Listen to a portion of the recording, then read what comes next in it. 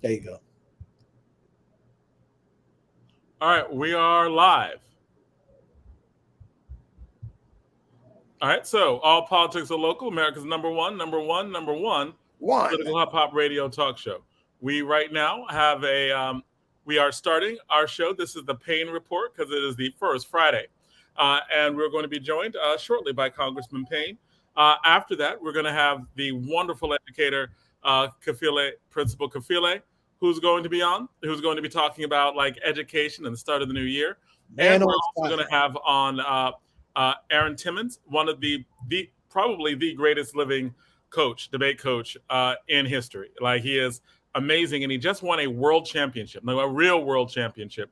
And we'll be talking about that later. Like that controversy about the NBA, et cetera. Like, are they world champions? Are they not? No, there were 64 countries, and he won a world championship to add to a career of winning multiple national championships. Must be the So greatest of all time. yeah, like I mean, there's he there's no real. I don't know what the argument of someone else being the greatest coach, the greatest high school debate coach of all time, when he has that many championships and adds to it a world championship on top of all that, and on top of all that, he's a brother. He's black, so we're gonna have a fun talking to him tonight. We're gonna start off now. I know that you have some words, and then Zaid, and then we're going to go into the Payne Report with Congressman Payne. Well, looking forward to Congressman coming on. We missed him his last installment. Oh, here he goes. There he is. There he is. Let me Hey, it. Look at it. it's good seeing you, Congressman. It's What's very good happening? seeing What's you. happening? What's up, Zay? Look like you're feeling much better. We see you. Yes, sir. Yes, sir. Absolutely. I like the facial hair, man. I really like the facial hair. Oh yeah. I tried something new. Now my wife says if I just comb my hair, but well, I'm glad. Well, you have hair, right? Like, yeah, right. Like on the way I mean, out. yeah, it looks good, man. It looks Thank good. you. Like the beard, the hair, like it. Appreciate it. What's the good word, Oh gentlemen? man, I was gonna ask you the same thing, man. Like how is it going in DC? How's it going with you? Like what's going on with our boy Mitch? What's going on with this election? Are we scared? There are a lot of accomplishments. There are a lot of things that have been done, but I don't know if anyone's talking about it. And part of me hopes that Trump gets the nomination, because I think that Biden will have a better time beating Trump than anybody else. But sometimes you got to be Be careful what you wish for. Be careful what you wish for. Yeah, but no, that is the conventional wisdom that Trump's probably going to win the nomination anyway. So I think that's our best bet, because I'm telling people Trump isn't getting any more popular with all that's going on with him. The difference in his election was really the independents and the Democrats that went over because they kind of liked, his message about, if you're a racist, if they call you a racist, wear it with pride, and and that whole vibe that he has created in this country, that it's okay to be a white supremacist and be a racist and all, and wear it as a badge of honor. And he's allowed a lot of people in this country to, take a breath. Like, they've been holding their breath and not saying what they felt, but Trump has told them, no, it's okay to feel that way, and you should be proud of it. And so that's why they don't care if he's a rapist. They don't care if he's given them license to do what they wanted to do all their life. And so they're willing to overlook all his shortcomings. And, I've always been of the notion that the police and the rules and the laws are made for certain people. And based on the way Trump operates, that's come to fruition. I mean, there's been nothing that has kept him from doing whatever he wants to do. and without very much penalty. Although now it's getting serious for him with that sister in Georgia. She's not playing. She is not playing with him. And I think the interesting thing is that he can't get out of penalties in a state. Now, if they're federal penalties, he can,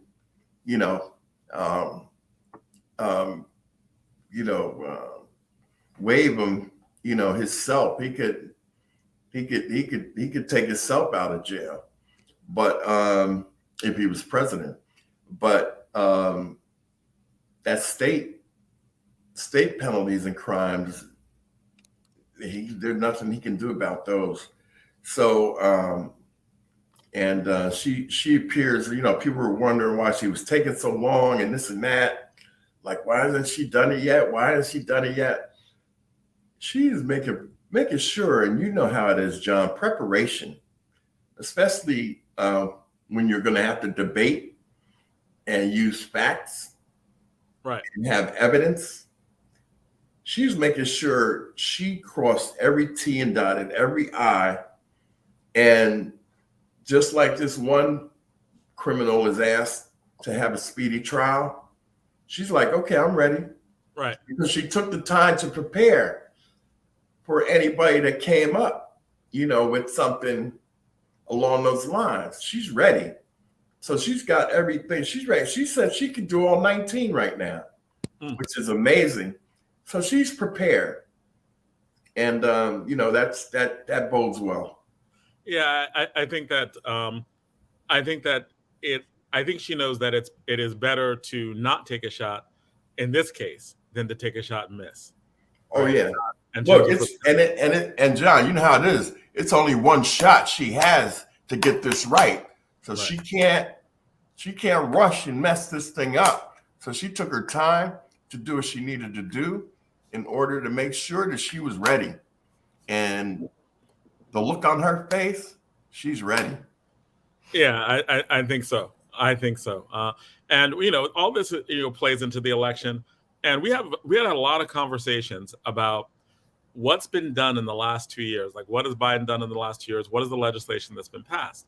And I was talking to someone in debate coach, work in education, and it seems like a lot of people know that there was a lot of money that was given to states and cities that helped a lot of states and cities not have budget crises, right? Like, I've been teaching for close to 30 years.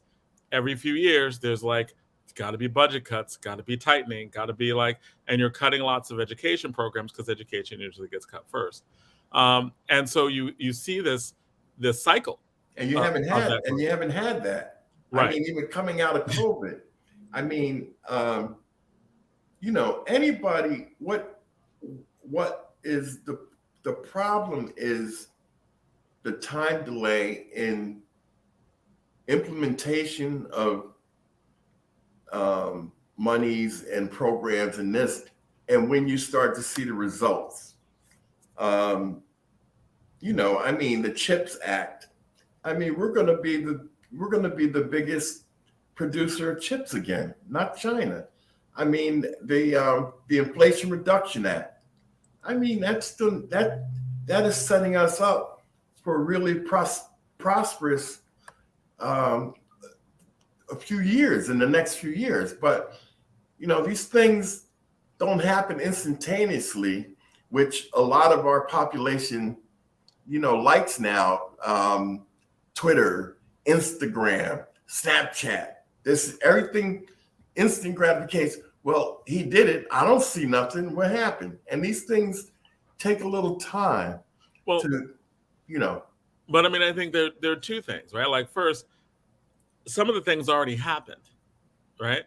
And by already happened means that, like, the states already got money, which is why they didn't have to cut education. Right. Like, the bottom hasn't fallen. Programs, right. Right. The bottom hasn't fallen out on anybody because of what, was implemented, the American Rescue Plan. Right. Which gave money to states, gave money to cities. Gave money to every municipality in the country because myself and Lacey Clay, when we realized the formula they were using was bad for New Jersey and Missouri, we went to Ms. Pelosi and said that you might as well shut our states down. And she's like, what do you mean, Donald? I said, your program is going to be for municipalities and counties over 500,000 people. I'm like, Madam Speaker, we don't have, our largest city is 290,000. And Missouri, St. Louis is the same thing. So, you know, our states were going to lose out. They went back and recalculated. I got Glen Ridge money. Now, you're saying that the calculations, can you explain what that was? Just because I know we've had this conversation before, Sure. But I think that a lot of times people just don't realize what happened to actually get their town, municipality money, because, you know, there was no crisis many of these crises were averted. Right. The question is, like, do people even recognize that? Like, because the Republicans were literally talking about not sending money to certain cities, right? Or not send, like, this was a controversial thing in terms of money to cities. Right. What was there about the funding formula that was going to bypass cities like Newark? The quantitative number of citizens was going to be 500,000. I'm sorry, 500,000 people before it kicked in.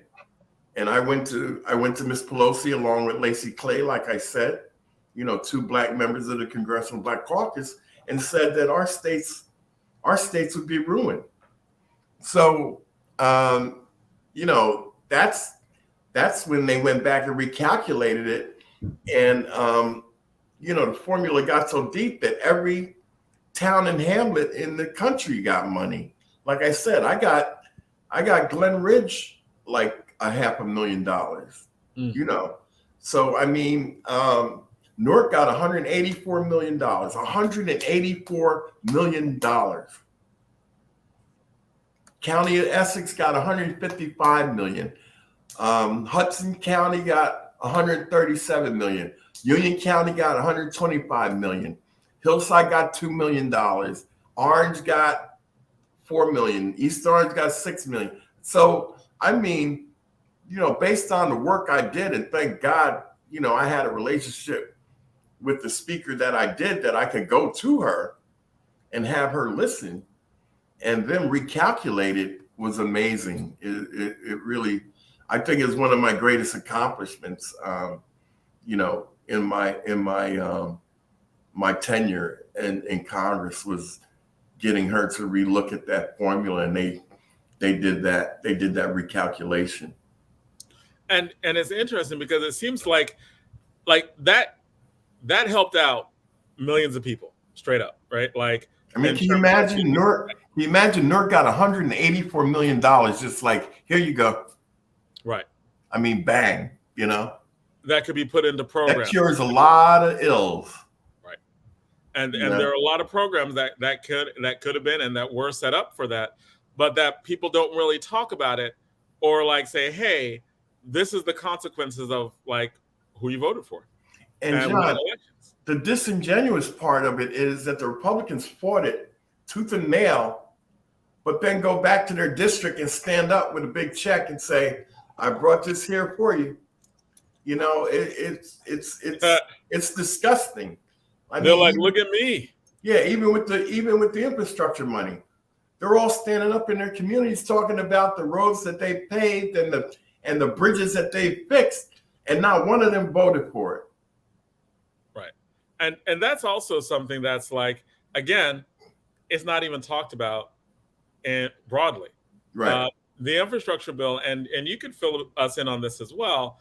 The infrastructure bill was passed, but one of the things that you talked about is just because it is passed doesn't mean that money will get to you. The same thing you did with the other act, right, where you got the formula for how they were giving money changed. Right. With the infrastructure bill, is it still in the process of, like, because I know that New Jersey is going to get a lot of money to build the new tunnel, right, to New York. That's happening. It's going to happen out of Secaucus, but it's a multi-billion-dollar project. that is coming through. I know that when that happened, when you were even talking about the conception of that, you were being very clear about a lot of that money has to go to minority-owned businesses. It's got to go to Black-owned businesses within the community, and that there were certain things that were going to have to be done to make sure and fought for at this stage to make sure that happened. That money would go to Newark. That money would go to our constituents. What is the process like? Or where are we at now with that? And what can we tell people about like when certain projects are going to be broken or that well, kind of stuff? I'm a bit concerned, John, because I've been worried about what we talked about and us missing out on it. We always turn around and they say, "Oh, you know what? Gosh darn it, we spent all the money already, and there isn't anymore." So I'm being cognizant of that, and I've seen it so many times that I've been proactive, and I'm concerned that we're slipping right back into that position. So, I've got on my staff to get with, we're going to bring in all the mayors in the 10th district and kind of tell them, where it is and how to apply. A lot of it is still the grants and what have you, John, that have been in place. It's just exponentially increased the number of dollars available in them. So the process is basically still the same. So the people that have been successful in the past, are probably being successful right now, which means that once again that we're behind the 8 ball. So I'm engaging the mayors.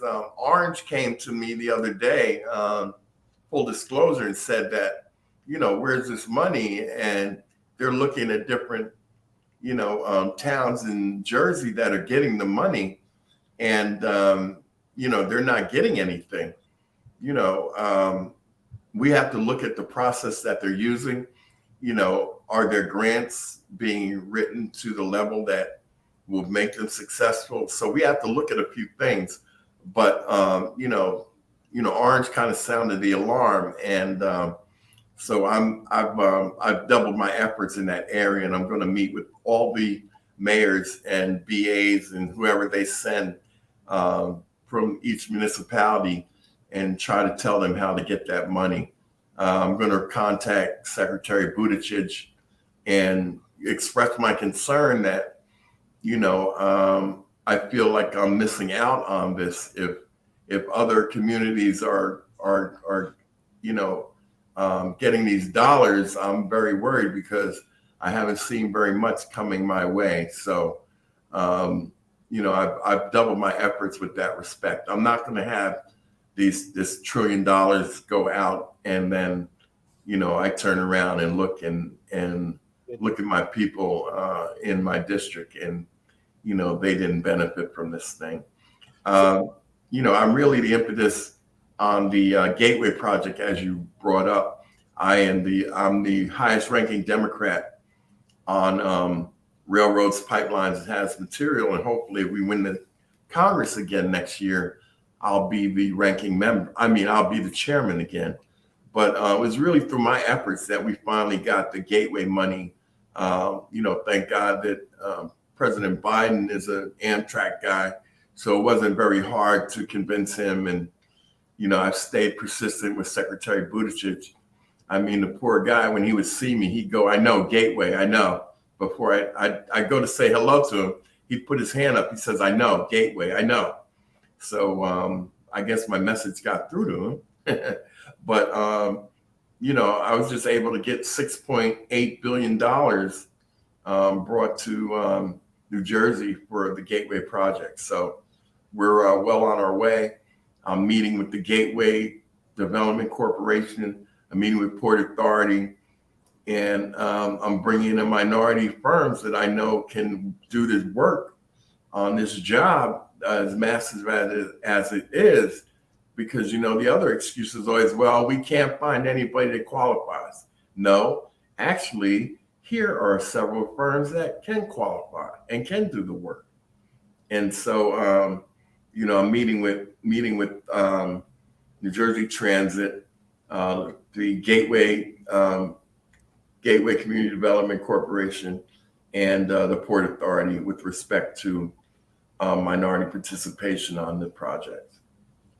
So it seems like there's always this level of we have to go above and beyond after legislation's passed, like just to bring people in, to Right. make sure that it's been a particular way, and that part of that as being a legislator is an ongoing process. Absolutely. And you have to be vigilant too, because you're looking this way and the money's going past you that way, and you turn around and it's like, oh well, we've exhausted the funds. No, not this time, not this time. It's not happening.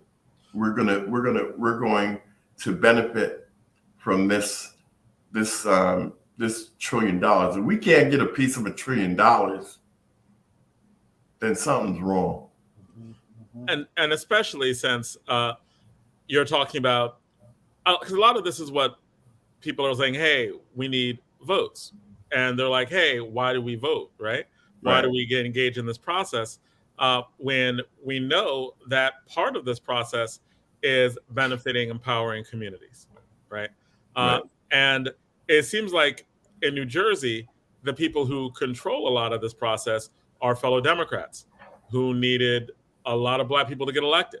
Right. And the people who are in power like the governor needed people to get elected, right? So it seems like it would be incumbent on people who are asking for votes from our community to make sure that they listen and follow, to make sure that a lot of the proceeds go to businesses within our communities and that we're not locked out of a process. Because when people are talking about the process not mattering or the process being rigged, it goes into some of what you were talking about. You're like, when this happened before, Black votes are necessary to get people elected, right? So that those legislators could pass legislation that would benefit the country, but then not benefit us. And that becomes part of that frustration. It's the reason why Trump won. The reason why these thin elections, they go on the other side. So the people that you're negotiating with, do they get the seriousness of, no, your people, like if you don't open this up, your people are going to lose. Like, they're not going to be able to do what they need to do. They're not going to be able to spend what they want to spend. Like, is there a recognition of that? And what needs to happen with other elected officials who are in these rooms, right? To make that clear.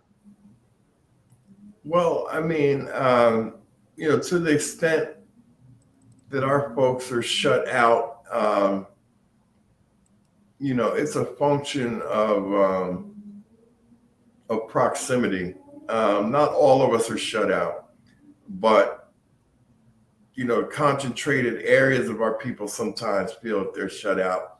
But there's also a lot of successes, like the the efforts that I just mentioned. I mean, Newark, whatever, the population, the minority, and the leadership is all minority. They got $184 million. I mean, New York got like close to 400 or 500 million, but they have 8 million people in the city. So right.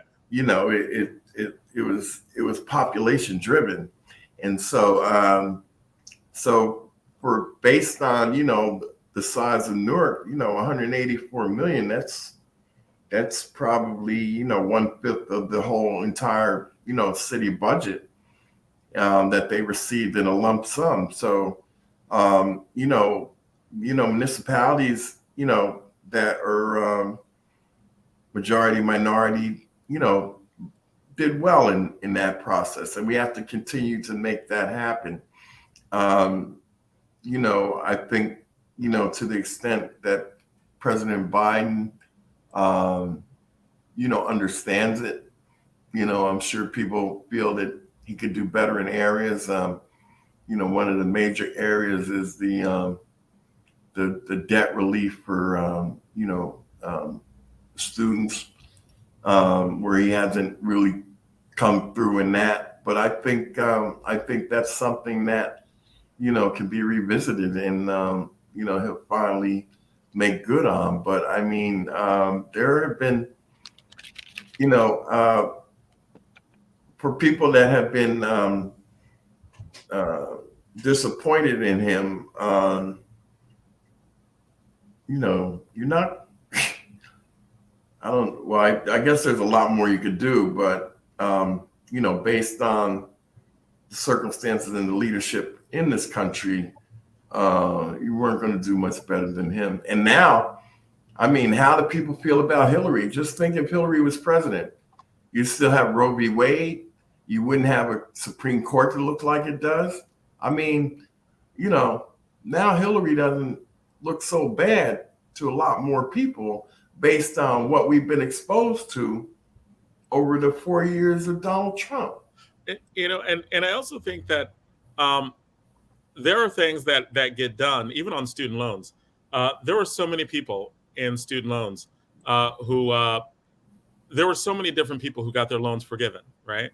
And I mean, my Facebook page was littered at the beginning of this year with like about every third Black woman I know talking about like close to $100,000 worth of debt that had been forgiven, right? Really? That Black women are the most educated in the country and also had just a lot of student loan debt.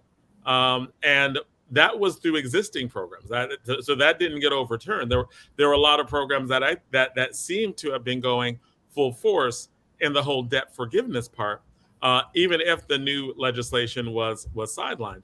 And I think that what's interesting though, John, there's been a backlash against that whole philosophy of people that say, well, I didn't go to college, so why are, all these people that took out all this money now just letting it be forgiven? My loans aren't forgiven. I didn't go to college, but my loans aren't forgiven. So, how does that work? And it's a fair point to make. I hadn't thought about it prior, but enough people have talked about it, and now I've had to kind of assess that. But it was wrong from the beginning that the federal government was making a profit on these young people. They should have been giving them those loans at a reasonable interest rate, but they didn't. They've been profiteers as well. And the federal government has made so much money on student loan repayment that it's almost criminal. They should now guarantee. Now, granted, you're going to have to, compensate for people that are going to default and not pay it back. So you need, a fair interest rate to recoup the monies, so you can continue to give people. But they didn't have to it didn't have to be a profit, driven program to the extent that it was, and how they penalize people. It's really, detrimental to a lot of folks that found themselves in this position.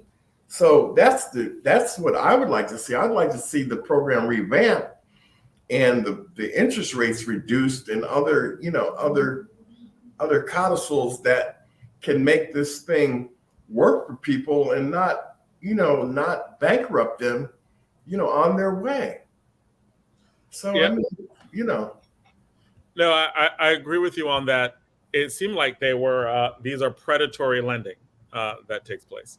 And it seems like the federal government was being an actual predator in this whole thing. So when people are like, hey, it's me, right? Like, why don't my loans get forgiven? Why did you forgive theirs? Mine, I had to pay mine back. You know, That's the end. just because you had to suffer through injustice doesn't mean injustice needs to continue, right? Like, and that's true of everyone. Like, well, I rose up in segregation. Everybody needs to have segregation. What do that mean? Passing the Civil Rights Act? Like, no, like what you went through was actually wrong. You should have never had to pay $100,000 worth of loans back that were given at an exorbitant interest rate. Right. That would never, like, people have been paying these loans, some of them for 20 years, and they're barely paying down the principal because the interest rates are so high. So when you're looking at a situation where it's unjust to begin with, it's not right. Yeah. I'm sorry you went through it, but let's be happy that someone else doesn't have to. Right. I always press back when people are like, but I was like, when I was a kid, my school had asbestos. Why? Right. Why are you taking asbestos out the school? Like, I had to go to school with asbestos. Why can't those kids go to school with asbestos? Like, no one should have to go to school with asbestos. It's bad. Right. Oh, sorry, I had to live through that. Like, yeah, I was penalized, so you should be too. You know? Right. Crazy. Absolutely. Kalina and Zaid, do you have anything to add, say? Like, Miss Berryman. No, I got to the party late, so I'm just trying to catch up. Hi. Hey. But welcome. Always, we always love having you. I just heard trillions and millions, and folks getting the money that they need for infrastructure, and so I don't know what you all were talking about, but it sounds like good stuff is happening. So okay, good. Cool. That's a good thing. Yeah. And as far as student loans, I have no comment. You have no comment because you recognize the pain? Honestly, I was a scholarship. Oh. So I knew my parents didn't have any money. I was the first in my family to really go forward with the whole college thing. And so I said, which school is going to let me go there for free? I'm as close to it as possible. So I went to my undergrad program with scholarship. And then when I got graduated, I said, well, where can I go for a master's for free? You got to work there. And that's how I ended up at Rutgers. Nice. So, okay. However, I am figuring it out. Wise decision. Look, so, however, I'm very happy to see folks having that debt eliminated because it helps. Cost of living is very high, and that's one less bill, one less worry. So, it's a good thing. Yeah, now that you mentioned Rutgers, I've been very disappointed in some current events around Rutgers Newark that we were talking about it before you came on. Come on. That they decided that Nancy Cantor shouldn't be the head of Rutgers Newark, and I think she's done an outstanding job with the institution in terms of the young people in this community that have been afforded more opportunities there, and them centralizing everything down in New Brunswick, and also is going to damage the whole operation around University Hospital, and I'm very concerned about that. They are moving the medical school to New Brunswick. That is troubling. Wait, hold on. You're saying they're moving the entire medical school to New Brunswick? It's not just New Brunswick will control it. You're saying that there's no longer going to be a medical school in Newark? No, the major program, and I'm not sure, but the major part of the program is being refocused in New Brunswick. Wow. And that's a concern. And why is that so troubling? Why is that so concerning? Jobs, the education, that's been afforded. Rutgers, what is this statistic?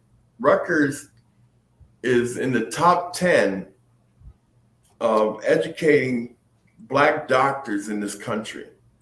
Really? Yes. That's the problem. That's the problem. So, okay, they're taking away from that.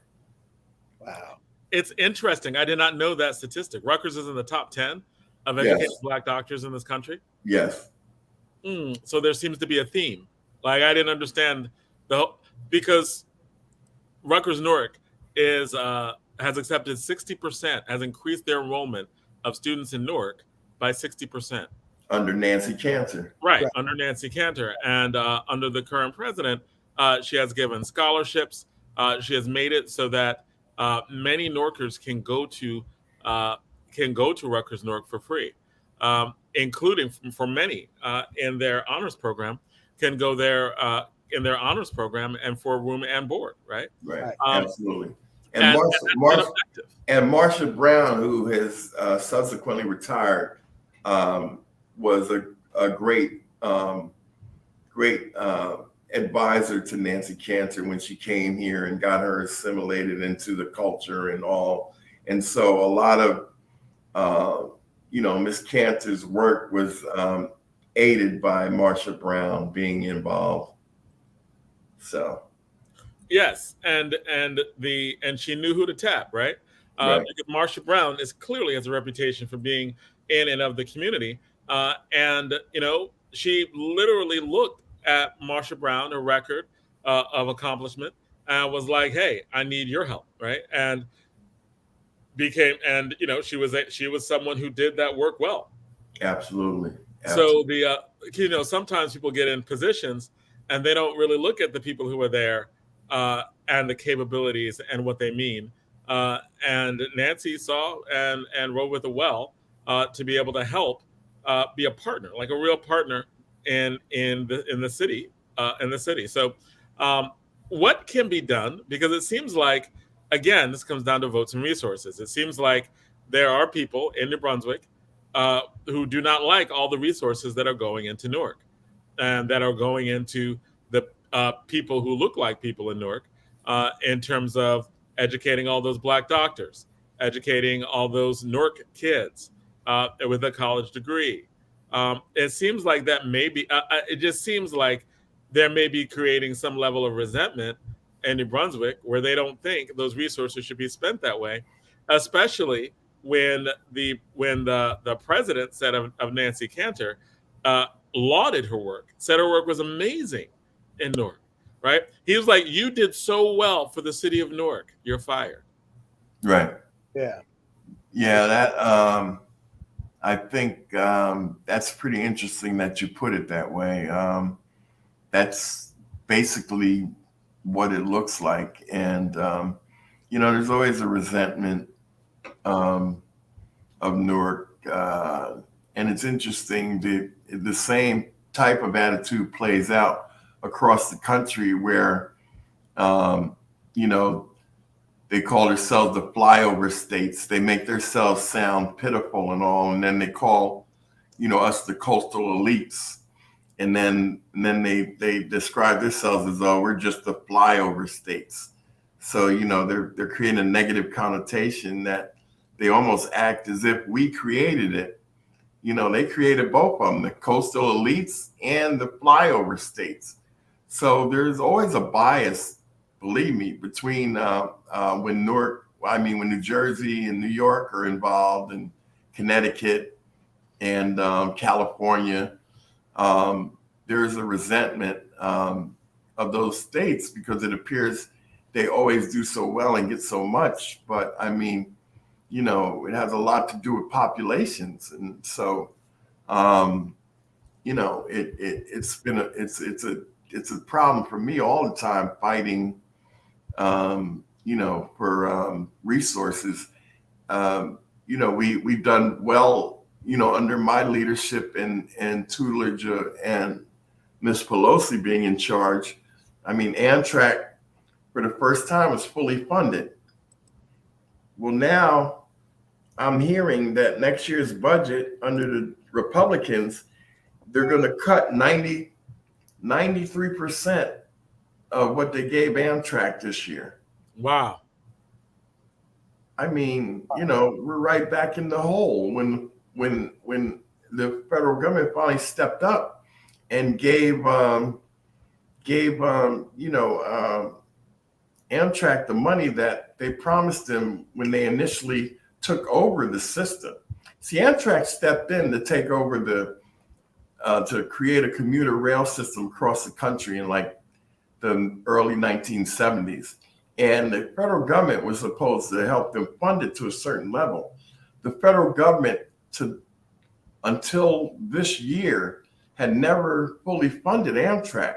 So they always limped along. And the only profit-making route in the country is the Northeast Corridor, is the one that we ride.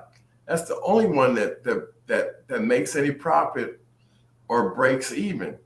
And the rest of it is subsidized. But there's no rail system in the world that's not subsidized Right. by their country. It's commonplace.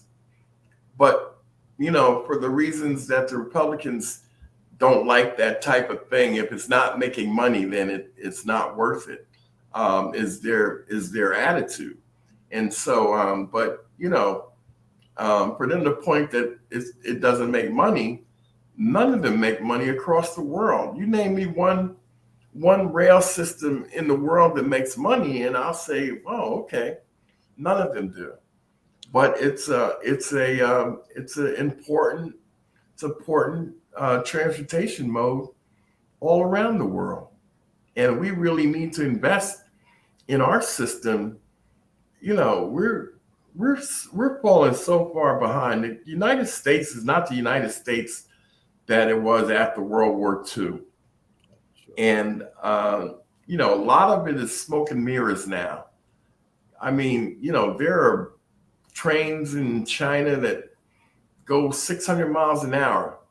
Now, the fortunate thing is they've been able to do a lot of things in a straight line. But, we have, because of land usage and ownership, that Amtrak curves around here, bends over there, does this. If we could straighten some of it out, we could reach those speeds too. But, all of this newer equipment are really on straight lines, which allows them to go, high speed. It makes no sense that the highest speed on the Northeast Corridor, I think it might get up to 105, maybe. Wow. And, other trains are traveling at 200, 250 miles an hour. So, we've got some work to do, but we got to update our equipment. Our airports are second class. I mean, even the new ones that we think look great. Well, that's a step up because Joe Biden said it was third class a couple of years ago. So now we're second class. We're doing good. Yeah, it's probably still third class, but he know better than I. We've got a lot of work to do in this country to regain that first class status. A lot of what we have going on now is really by reputation as opposed to, reality. And, that we need to address, quite a few issues. So we lost Ms. Berryman and we got Ms. Williams. Congressman, is there a reason that the Northeast Corridor, like, if you're in Atlantic City, you can see the trains pull right into the convention center, but the trains coming down the Northeast Corridor probably stop somewhere near Point Pleasant or something along that. Is there a reason why they didn't continue the track all the way down so that you can pull right into Atlantic City, like it runs along the Parkway or something? No, I don't know how they chose it, but I think New Jersey Transit goes into Atlantic City. The Northeast Corridor is a little more along the shore in their state.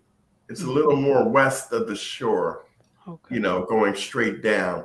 So that's probably one of the reasons. And it's funny, you can take Amtrak to Philadelphia and then catch Philadelphia to Atlantic City. Right. It's closer.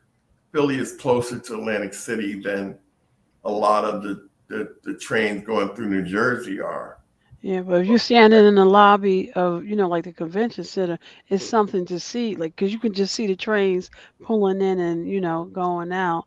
So I wish we could, do what we need to do to make it come all the way down. That would be awesome. Yeah, I'll when next time I speak to Kevin Corbett at Jersey Transit, I'll try to, figure out, why and the where and the why. But it's probably just the infrastructure that was created, at the time that it didn't go there, and might be too expensive to create a line now, So, but I'll definitely ask the question. And this is also ALC month. Are you doing your small business? Yeah, Yeah. my eighth or ninth annual small business roundtable, and the creation of Black wealth in our community has, been the topic for 9 years, and we have the same moderator, Jill Johnson, who's been consistently with us from Eiffel, coming in, and we're going to have a really great panel this year. It's really picked up a lot of interest, Donna, over the years. You see, I get bigger and bigger crowds every year for mine. So I think you have the largest room now on that day, and I know. Well, I'm always up against Miss Waters and whatever hip hop star or whoever she has coming in. So it's a battle. And so, what day? Maybe we need to try to pull a bus in on that day. I think it's Friday. I think it's Friday at 3:00. Friday at 3. Now you have had owners of McDonald's. You have had young people who, when Uber was first starting. Can you give us any hints of who will be on a panel this year? Well, I think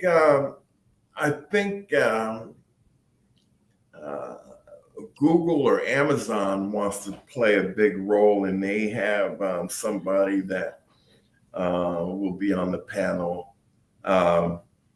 But we usually have been pretty good at finding young entrepreneurs and people in that space that are doing great things. We had the woman that had the Goal Setter program, which was a program where you teach your kids to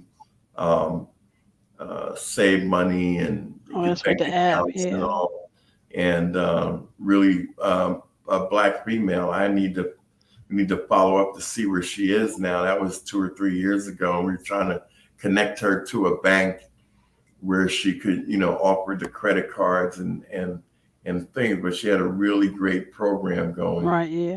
And so we'll have. She was with your girl Karen, and I know Karen does a lot of work with the One United, the largest online Black-owned bank. So folks should know that y'all talking about Congressional Black Caucus weekend. Yes. Week. And when is that? When is that? To fill in the blank so folks know what y'all talking about. I will pull up the date. Something's telling me it's the 16th to the 23rd, but I will get the dates. Yeah, please, because I never know until I show up. Right there. I will tell you right now. That's one of and you did a film. You did a little film fest at one point too. And this is the Congressional Black Caucus week. Annual legislative week. Yes. Can you tell us what that is? Like, or can either you or Donna just let us know? Like, sure. What you talk? Both of you talk about it a lot, and always talk about going down. So, what is the Congressional Black Caucus Legislative Week? The Congressional Black Caucus Legislative Week is an opportunity for our constituents and people all over the country to come in and hear from the members of the Congressional Black Caucus and meet with them. And we all have different forums, whether it's healthcare or, entertainment or, judicial issues. But each member of the caucus has a forum. And, since the proliferation of the Congressional Black Caucus, we're 57 members strong now. It's become pretty competitive with respect to the number of rooms needed, the dates and the times. I mean, when it was just 10 or 15 or 20, it was manageable. Now there's 57 of us, so you can imagine the obstacles and the dynamics around that, and trying to get 57 people an hour or two to have their forum. It's chaos on their end, but it's very rewarding for the people that come down. We get about 10,000 Black folks that come down every year. Okay, wow, 10,000. Yeah, to talk about legislative issues and what have you. They have a big banquet one night, $700 a plate. That has been amazing. And then they have on Saturday morning, they have a prayer breakfast where they bring in great religious leaders all over the country. I mean, some folks that can preach.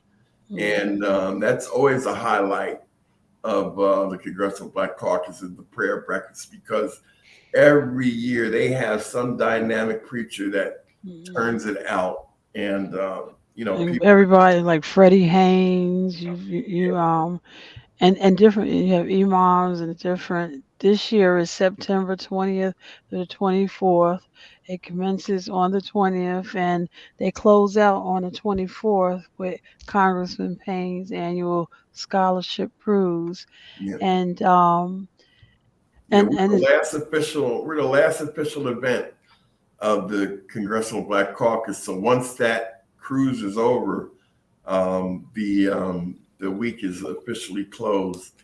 And it started out, my father started out with the cruise as a kind of thank you to his constituents, but it's grown so big, and people demanding to get on this cruise, and that the caucus, I think, not to be left out, kind of incorporated into an official event for the caucus. But it started out as a Donald Payne event, but now it's a scholarship cruise, and we give scholarships. The CBC gives out scholarships in my father's name, and we have some of the youngsters on the cruise to talk about their educational experience and the fellows and where the money is going. And so you get to actually see the young people that are benefiting from the scholarships. So makes it a really worthwhile event. And the legislative conference is the congressional members get to put their legislation before the people, whether they're introducing it, whether they're modifying it, or whether they're and get the feedback. So the people have an opportunity. I'll give you Congressman Danny Davis. The Reentry Act is legislation that he wrote, and he brings it before the people every year, and they talk about different topics. And if he does any amendments, it comes right from the people. And now we know Councilman Youssef was one of his, like a panelist, like you, who's a councilman now in New York, was a panelist. Say that again. Yusef Salam, who you talking about? I want everybody to know who you're talking about. Yes. Councilman Yusef Salam, he was a panelist, and he was talking about, his experience being the exonerated Assemblyman Payne. You're talking about the Central Park Five, right? The Central Park. Yes, exonerated five. Falsely accused. Yeah. Right. The exonerated five. Attacked by Trump, falsely accused. And now he's a councilman. Now he's a councilman in New York. Yeah. Right. And the panels there on the Amistad legislation that was, while it was legislation here in New Jersey, many other states were very interested in it. And so the panel, the director came down, talked about it. There was just how legislation, and you get to see how legislation works and how it comes alive. And there's usually a track. There's a health track. There's a urban track. There's a Congressman Payne, like he does a small business track, and everybody gets to come in, and the thing is, you have input. When people say that I don't vote, government doesn't work. Well, if you ever really want to see government at work, you sit right there with your congressperson at the table and you ask them questions and you make suggestions and they take notes and they tell you why, when, how, and it's a very dynamic conference. Question: Does Tim Scott, like the Republican senator who's running for president, does he join? Like, is he No. a member of the Black Caucus? No, he's never participated. But could he? Like, if he was like, "Hey, Absolutely. I'm black too," Yeah. mean, would he? So DeSantis ain't kick him to the caucus yet. I'm sorry. DeSantis didn't kick him to the caucus yet. What is? No. No. Let me ask this. Mia Love, who was a Republican congresswoman about 4 years ago, she would attend. When we would go into Democratic issues, though, we'd ask her to leave. But she attended and, would participate to the extent that she could, because most of us are Democrats, there wasn't much for her to really, but her input was respected on different issues. And she just used to like to come and eat that chicken. So, she was from Utah, so I don't think she got much soul food. And we usually we meet every Wednesday for lunch to discuss issues and things that are coming up for us in Congress as the Black Caucus. And so we each sponsor lunch for the other 56 members. So, it rotates for each member. Senator Booker brought vegan food and we haven't stopped talking about him. Wow. We made it clear he insulted a lot of people, Marcia Fudge and all them always talk about Booker and that vegan food. That's hilarious. Yeah. And you remember when Fatim was on and he talked about, and Al Sharpton and Fatim, they would set up their radio space right in the main hall. And as members would walk by, they would come on and they would be able to talk live right from the Congressional Black Caucus. Yeah. WPFW, Pacifica station out of DC, does the same. I've been on there. They've wrestled me up on that show, and I actually did a Facebook Live from the convention center last year. Was that Facebook Live or Twitter? One of the two. And I did something live from the convention center. They have a major. The convention center is set up with vendors. You have 200-300 vendors from all over the country, selling their art and their wares and their different things, and some very unique opportunities and items that you're able to purchase. And so it's really a great weekend. And of course, they're remember we brought the babies. Remember the little girl said you were talking to the students, and the little girl raised her hand and it was like, "Do you know my mayor Ras Baraka?" And then as Congressman Payne was explaining that he grew up with Mayor Baraka, he walked up. So, and the kids were like, the kids get real excited, but they get to have a one-on-one with Congressman Payne. Yeah. I wanted to just tell the congressman that we're having a really cool education show tonight, and that I'm sure you know Principal Kafele, who's just an outstanding educator. He travels around the country, educating people about how to be better principals, better leaders, better assistant principals. He was the former principal of Newark Tech, and ironically, I first heard about him from our next guest who's going to come on, who's Aaron Timmons, who's arguably the greatest debate coach of all time, right? And this is like he just won a world championship, right? And he was also the first like black coach to be inducted into the Hall of Fame. I got inducted into the Hall of Fame earlier this year. I had no idea that he was. It's 2006. I had no idea that he was the first black coach to be inducted because he's widely known as like he was voted as the greatest debate coach of the 20 or one of the greatest debate coaches of the 20th century in 2000.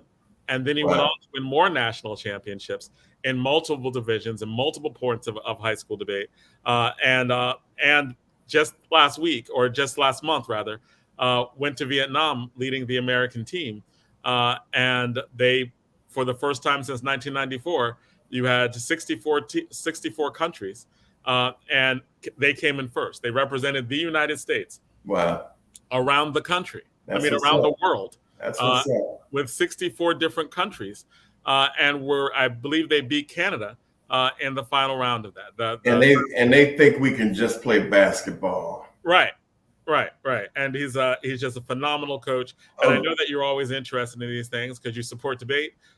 You supported me. You support education, which is why I just also brought. Because I was such a bad student, so I figured this the least I could do, But John, for full disclosure, I know that young man on the bottom there. I've known him for a long time when he was a youngster. And let me say this: he was serious then. As a youngster, he didn't play around as a youngster, so nobody is surprised by his success.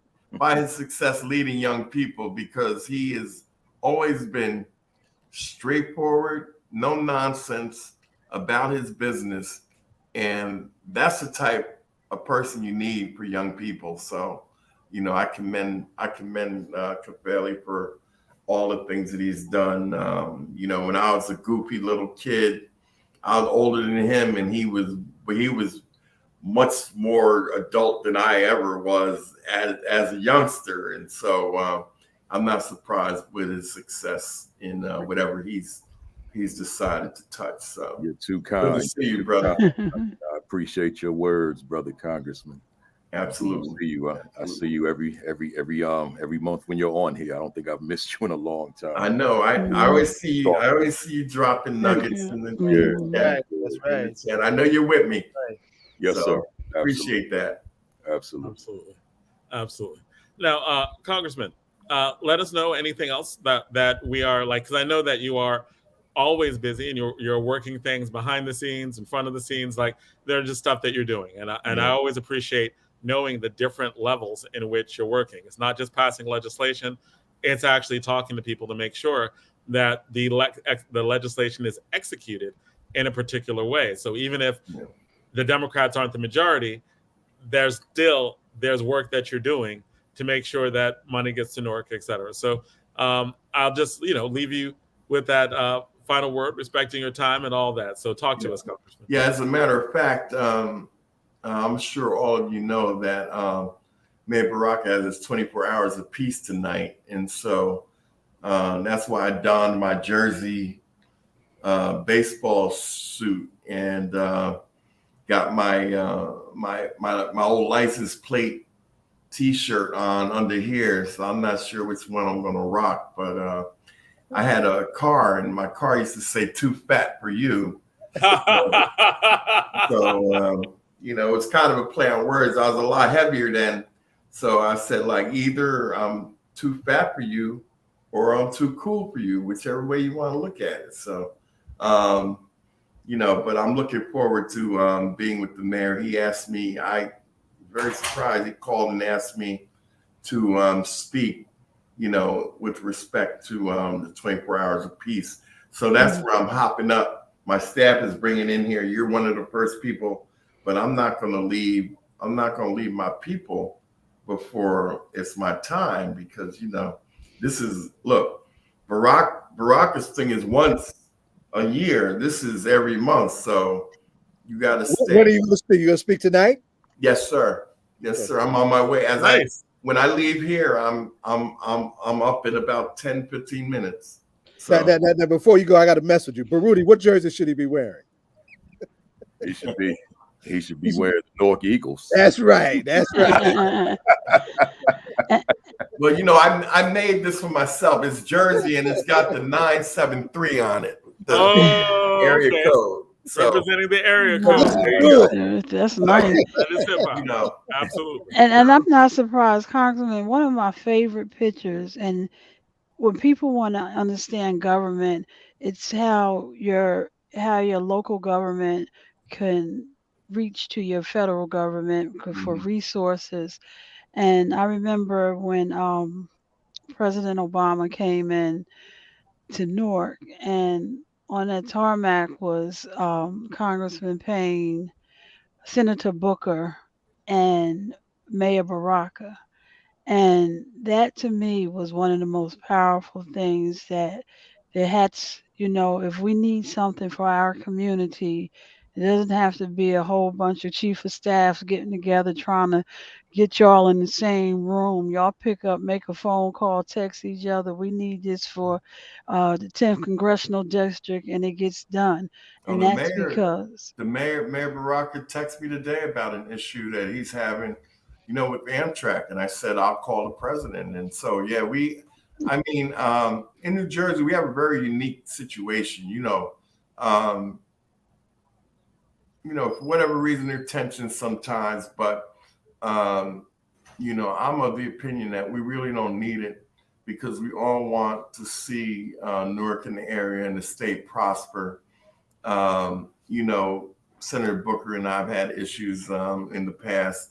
But now as we've been a delegation down there, there's nobody better you want to have on your team than Cory Booker. Unless they're bringing vegan food. But listen, the best example of it is when the water crisis happened. That's right. Barack was up against it, had an issue, knew people couldn't pay for it. Here comes Joe D. Joe D steps in and says, Newark can use our bonding capacity. That was which alleviated the problem. And then, just to show the continuity of the entire government, Barack had the problem. He came with an idea. Joe D steps in and helps him get the thing funded because, everybody is a renter in this town, 95, major renters. So the state steps in and passes a law that if they cannot locate the owner of the property, then they have the right to go in and remove the lead line. But they need to try to, get to the person that owns it first. But if they can't, then the state says that they have a right to go on there. So then that wipes that out. And then here Booker and I come with the federal dollars. And so every level of government played a part in that Newark water system that then brings the vice president here to acknowledge that we are the model for the nation. That's right. That is now federal legislation. That's how it's supposed to work. Right. And Congressman, there's somebody. How it did work. There's somebody at the door telling you got to go to your next appointment. Look behind you. That's all right. And as Donna pointed out, I didn't hold you this time. The federal legislation, you helped push that part in so that what Raz Baraka did in Newark is actually been funded in the billions of dollars to deal with water all over the country. The model of Newark was legislated. Funded. In the infrastructure bill, I had $144 billion put in there to remove lead lines across the country. That's right. And that was you who did that, right? In other words, you brought the model that Baraka used to federal legislation to push that model. Right. Because of the model and success we had, they were very amenable to listen to us and add that money for the nation to be able to do that. And I was very proud of that. So, it's really, Newark was on the cutting edge of this whole water crisis because we had it happen down in the federal buildings. In my office building, they found lead pipe issues in our office buildings. So That's we a couldn't relatively use drink building. water in the congressional buildings. It's a nationwide problem that has to be eradicated. And I'm glad I was able to play a part in it. And as you said that people may not have heard, when you hear the vice president go out and talk with the solution to eradicate this lead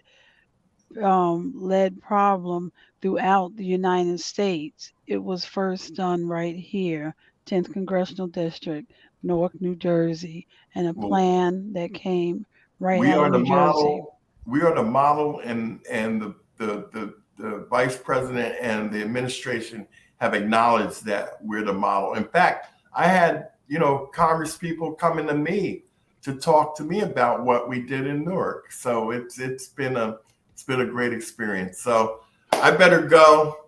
Because you're getting stared at. You're getting stared down. It's not the first time, won't be the last. So. And so, Congressman Payne, to close, annual legislative conference, get to DC September 20th through the 24th. And if you want to be at one of the best panels, it is the Small Business Administration panel, and tell entrepreneurs how to. Absolutely. Thank you very much. And it's good to see all of y'all, and take care till next month. Yes, until next month. Thank you. Come to DC if you want to get some good information. All right. No vegan food. No vegan food. I like vegan food. Like No Name said, Good for you. You like vegan food? I do. I'm not a vegan. I can't tell. And I've been trying to eat more of it. I've been trying to lose weight, been trying to eat more of it. All right. Right. So, trying to be healthier. So I keep an open mind. That's the key. That's the key. And cut a step last. Remember those Zanzibar days, sir. Yeah. Well, that is for that segment of All Politics Are Local, America's number one political hip hop radio show. So we are really honored to have our next guest here. Like, this is an amazing honor. He is one of the best educators in the country. He is one of the best educators at teaching other educators how to be.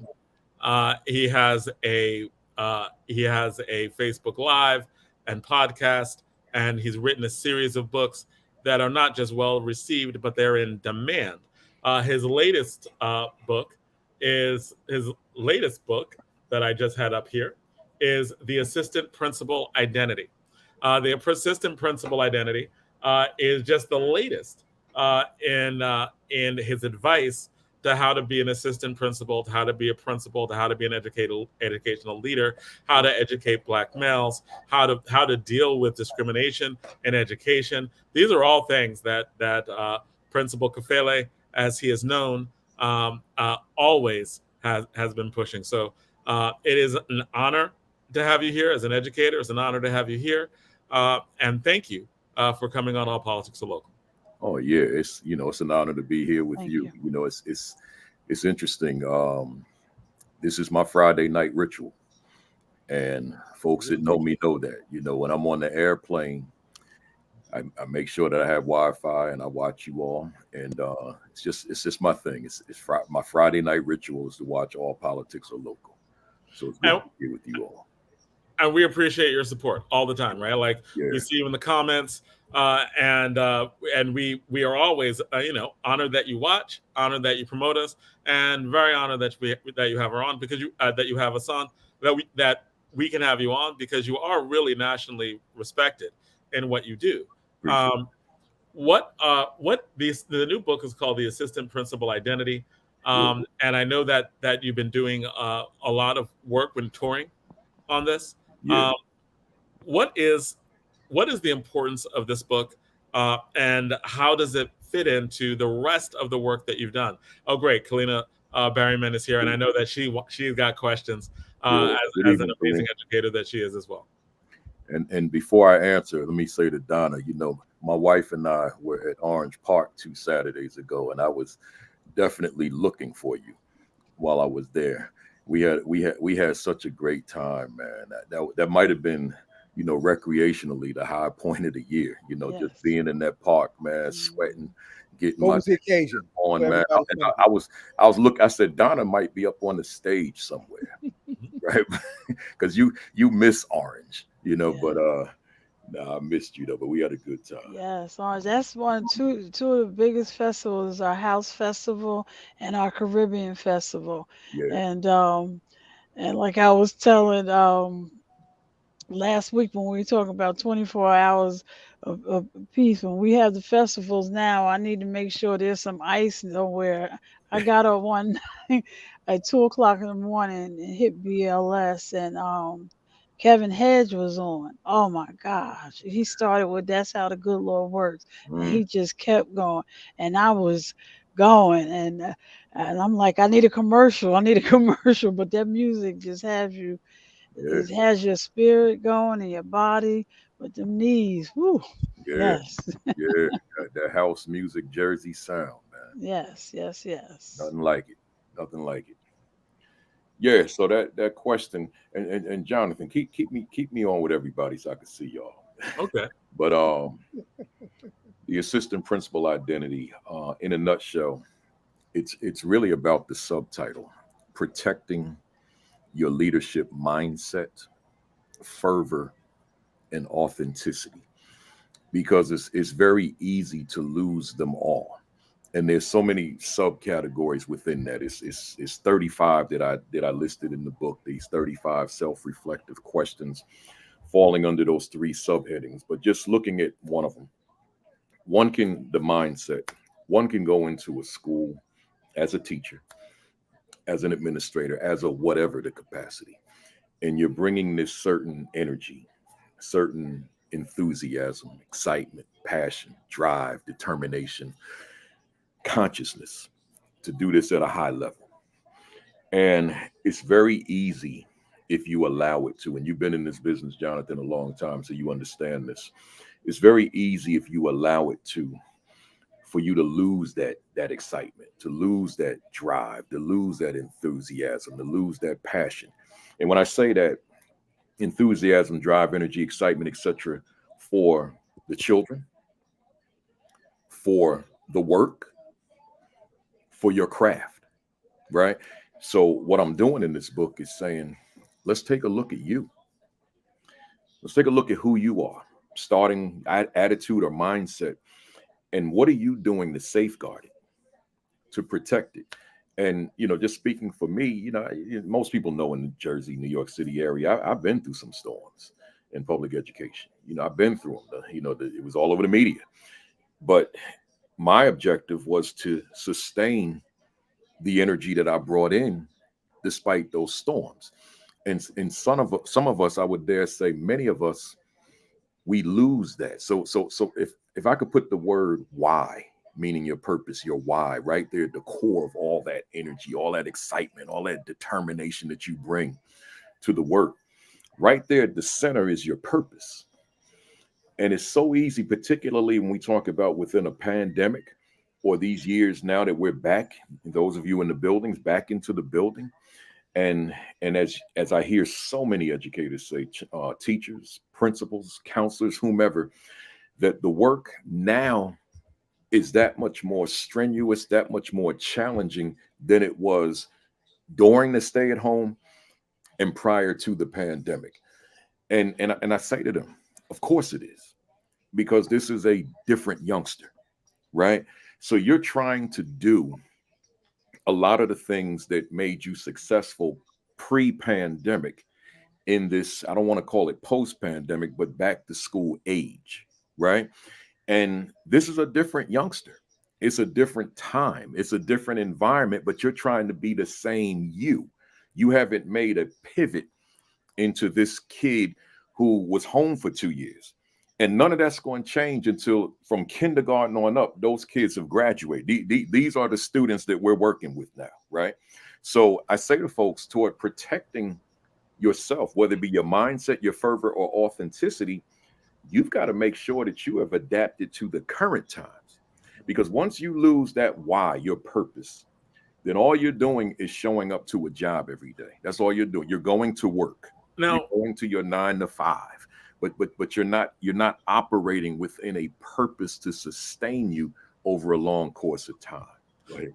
Now, I've seen a lot of teachers get burned out, and I've seen a lot of teachers who deal with what you've talked about, right? Like all of us as educators have times where we've been attacked.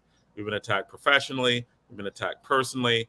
Like there have been times where, like, if you're an educator, it's just going to happen, right? If you're an educator and you're good at it, it's definitely going to happen. Yeah. And I would say the better you are at it, the more intense you're going to get attacked, right? And I think that all of us have been through that. Like all of us have been in education, right? Like Clint, I don't know any stories, etc., but you're very good at what you do. And I am assuming that, like, because you are very good at what you do, you had to face certain types of professional adversity where sometimes it seems, especially in education, you are attacked not because you're bad, but because you're great at what you do. Yeah. Right. And there are people who like conundrum. That's right. Right. And there are people who get disheartened. And they just change their purpose, right? Like you're like the Great Migration. Excuse me. A lot of teachers left. A lot of educators left. They were like, I can make money doing a lot of other things, because they were like, this system isn't my purpose, because this system will not allow me to be who I want to be. So I'll leave and do something else, right? But we need people in education. So how do you deal? What advice do you give? Or how would you even approach people leaving in the Great Migration because they're like, I can't do it anymore? When you say the Great Migration, are you talking literal Great Migration? No. I mean the teacher migration right now, not the right. I'm talking about like the leaving of teaching, or the exodus.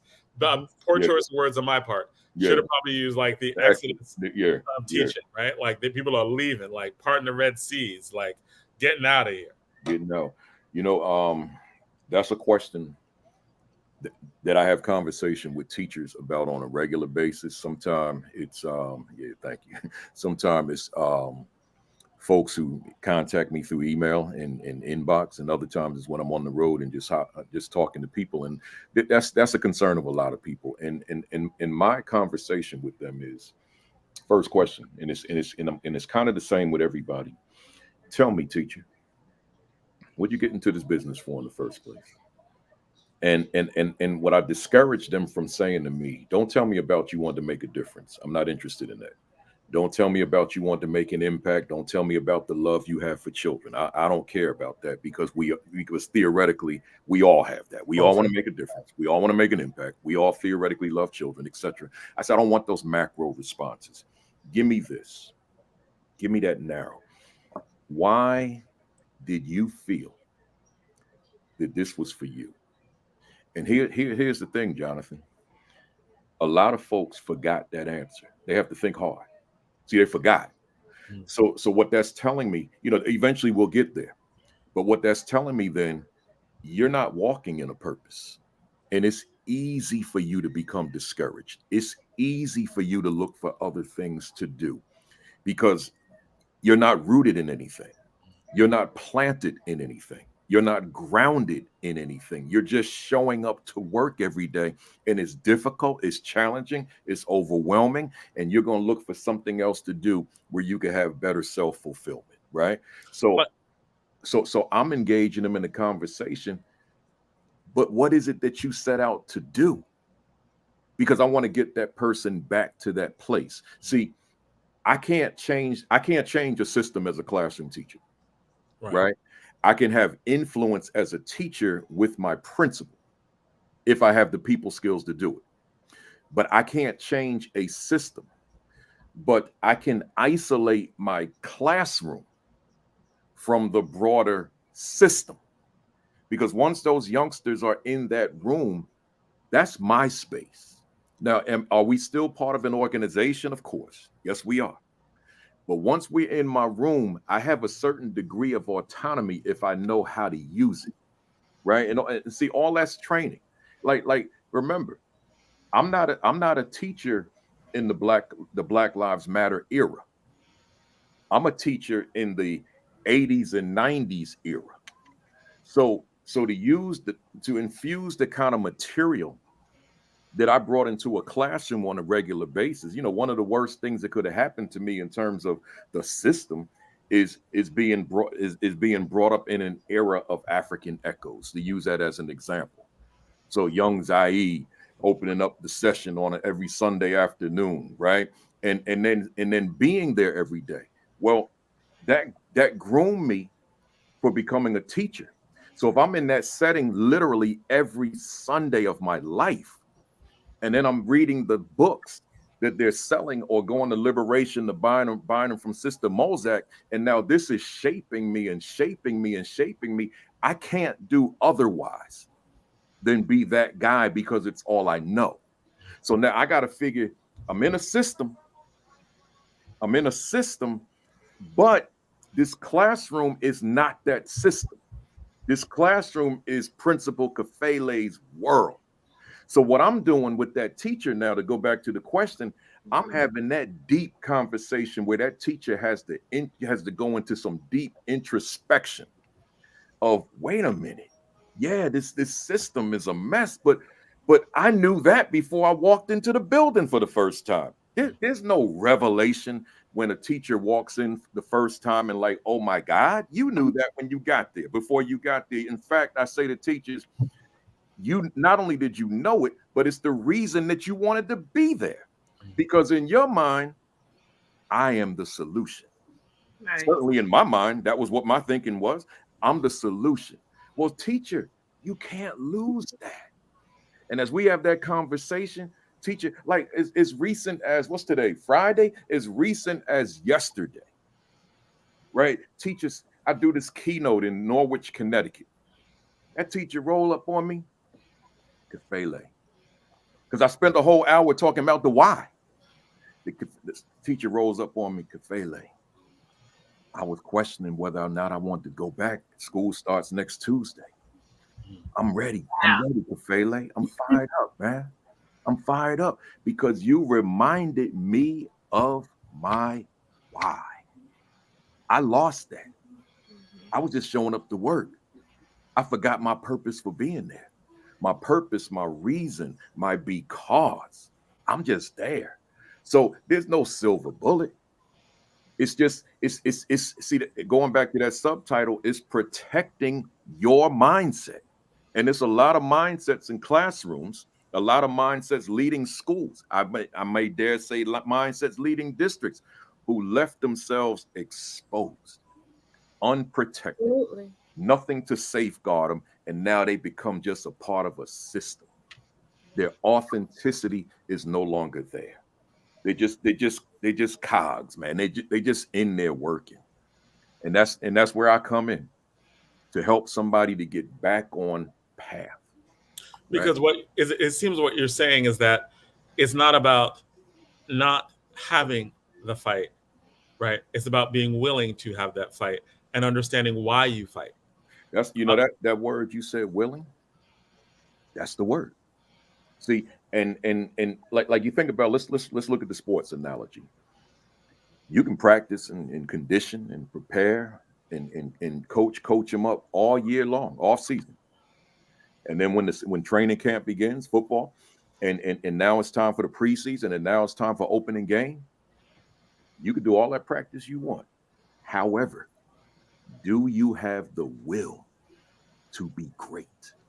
Do you have the will to be extraordinary, to be phenomenal, to be amazing?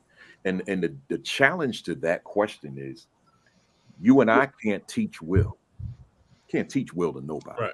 All you can do is demonstrate it. All you can do is model it.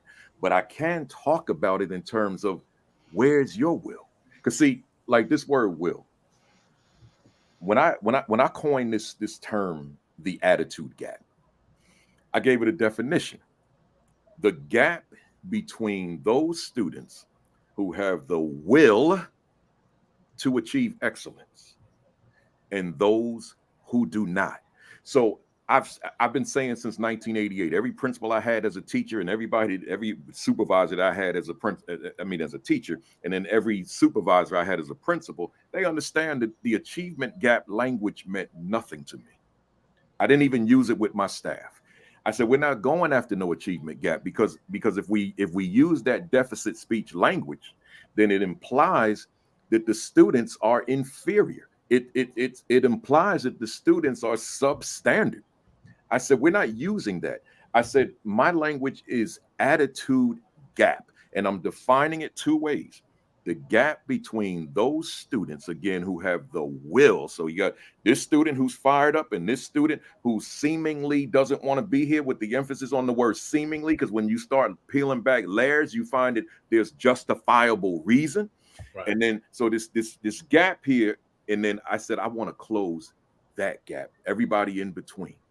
So this will, but then I looked at the teacher and I said, the gap between those educators who have the will to be amazing at their craft and those who do not. So there are three words here: the will, which we're talking about, the mindset.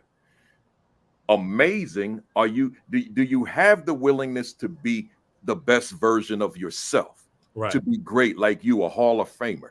Like, think about it, Jonathan. How many people make it into the Hall of Fame? Right. See, out of the numbers of teachers who are out here, whether it be debate coach or just because I know you're a phenomenal teacher as well as debate coach.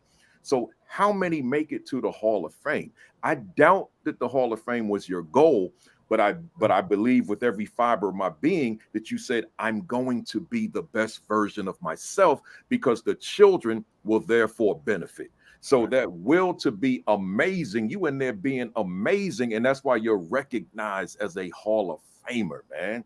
You in the same category with Mamba and Jordan and LT and all these guys. You in the Hall of Fame, man. That's big time because of your willingness to be amazing. Now here's that third word: at your craft. See, you don't approach debating or teaching, but let me lock it into just debate. You don't approach debate as just like your after school activity or whatever hours that you do it. You studied this thing. You know this thing. You know it inside and out, and you know people who have excelled at it. You know these folks. You know these big time people, and the reason you know them and the reason you put forth so much effort is because it's your craft. It's your thing. This is what I do. And I'm not going to allow something that it probably almost defines you as an educator. I'm not going to violate myself in terms of this thing that I do. This is my craft, and I'm going to be great at it. Well, that's the conversation I'm having with teachers. Jonathan, can I ask a Go ahead, jump on it. Question. I want to ask a question because I know we started off talking about the book dedicated to assistant principals, and you have, and I've been following along, but you have dedicated a great amount of time in empowering assistant principals. Yeah. And before I became an executive director, I listened because assistant principal is also assistant director, manager, anybody that's in the position, right, below leadership. And so, two things. One, Jonathan, when you brought up the teacher exodus, I wonder how essential building up the capacity of assistant principals are to alleviating that, because they are, in my opinion, everything that you just talked about when you said, a teacher can't change the system, but they can control the classroom. And so while, an assistant principal can't change the system, they are kind of that in between that can really be the empowering, the source of empowerment for the teachers in the building. So is that true? And then, just in general, what is the role of an assistant principal, and why have you zoomed in so intently on that particular role in schools? I love it. Listen, Kalina, I before the pandemic, I wrote this blog post, and the title of it was "The Assistant Principalship: The Most Misunderstood and Utilized in All of Education." Yeah. And I've written, I don't know, maybe 70 blog posts, and then you combine that with my Sunday commentaries, about 200. But nothing has ever gone viral except that one. Wow. That one, right? So I said, what is that? But I knew the answer because it resonated with people. Right. So I went on and wrote first the assistant principal 50 to take that 1,000-word blog post and turn it into a book, which is my highest selling book I've ever written. I've written 14, right? Because it resonated with people. It's still in the top 100 with Amazon, and it's been out for several years now. So I'm saying that to say this, to go to your first question. You're absolutely right. If I'm in a school and there's an assistant principal or assistant principals there, that means those folks supervise and evaluate a percentage of the staff. That's right. Principal don't have everybody, right? So now let's say that I'm assistant principal, but I'm in this school where they think they have discipline problems. Notice I use that word think. Right. Like, yes, they're suspending multiple kids a day. Yes, they're suspending or detaining multiple kids a day. Yes, a plethora of kids are being sent to the main office to see the assistant principal. All that stuff is happening, but I'm still going to go back to that word. So they think because of that, those dynamics, that they have discipline problems. But I say no. You don't have discipline problems.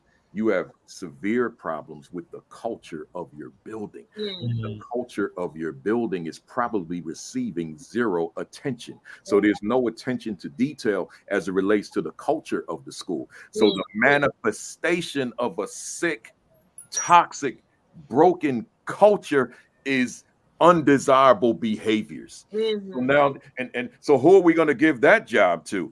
The assistant principal. Right. Now, the assistant principal is dealing with discipline all day. But the 25 teachers, or whatever the numbers in the building, I'm just using a round number, the 25 teachers that he or she supervises and evaluates get zero attention.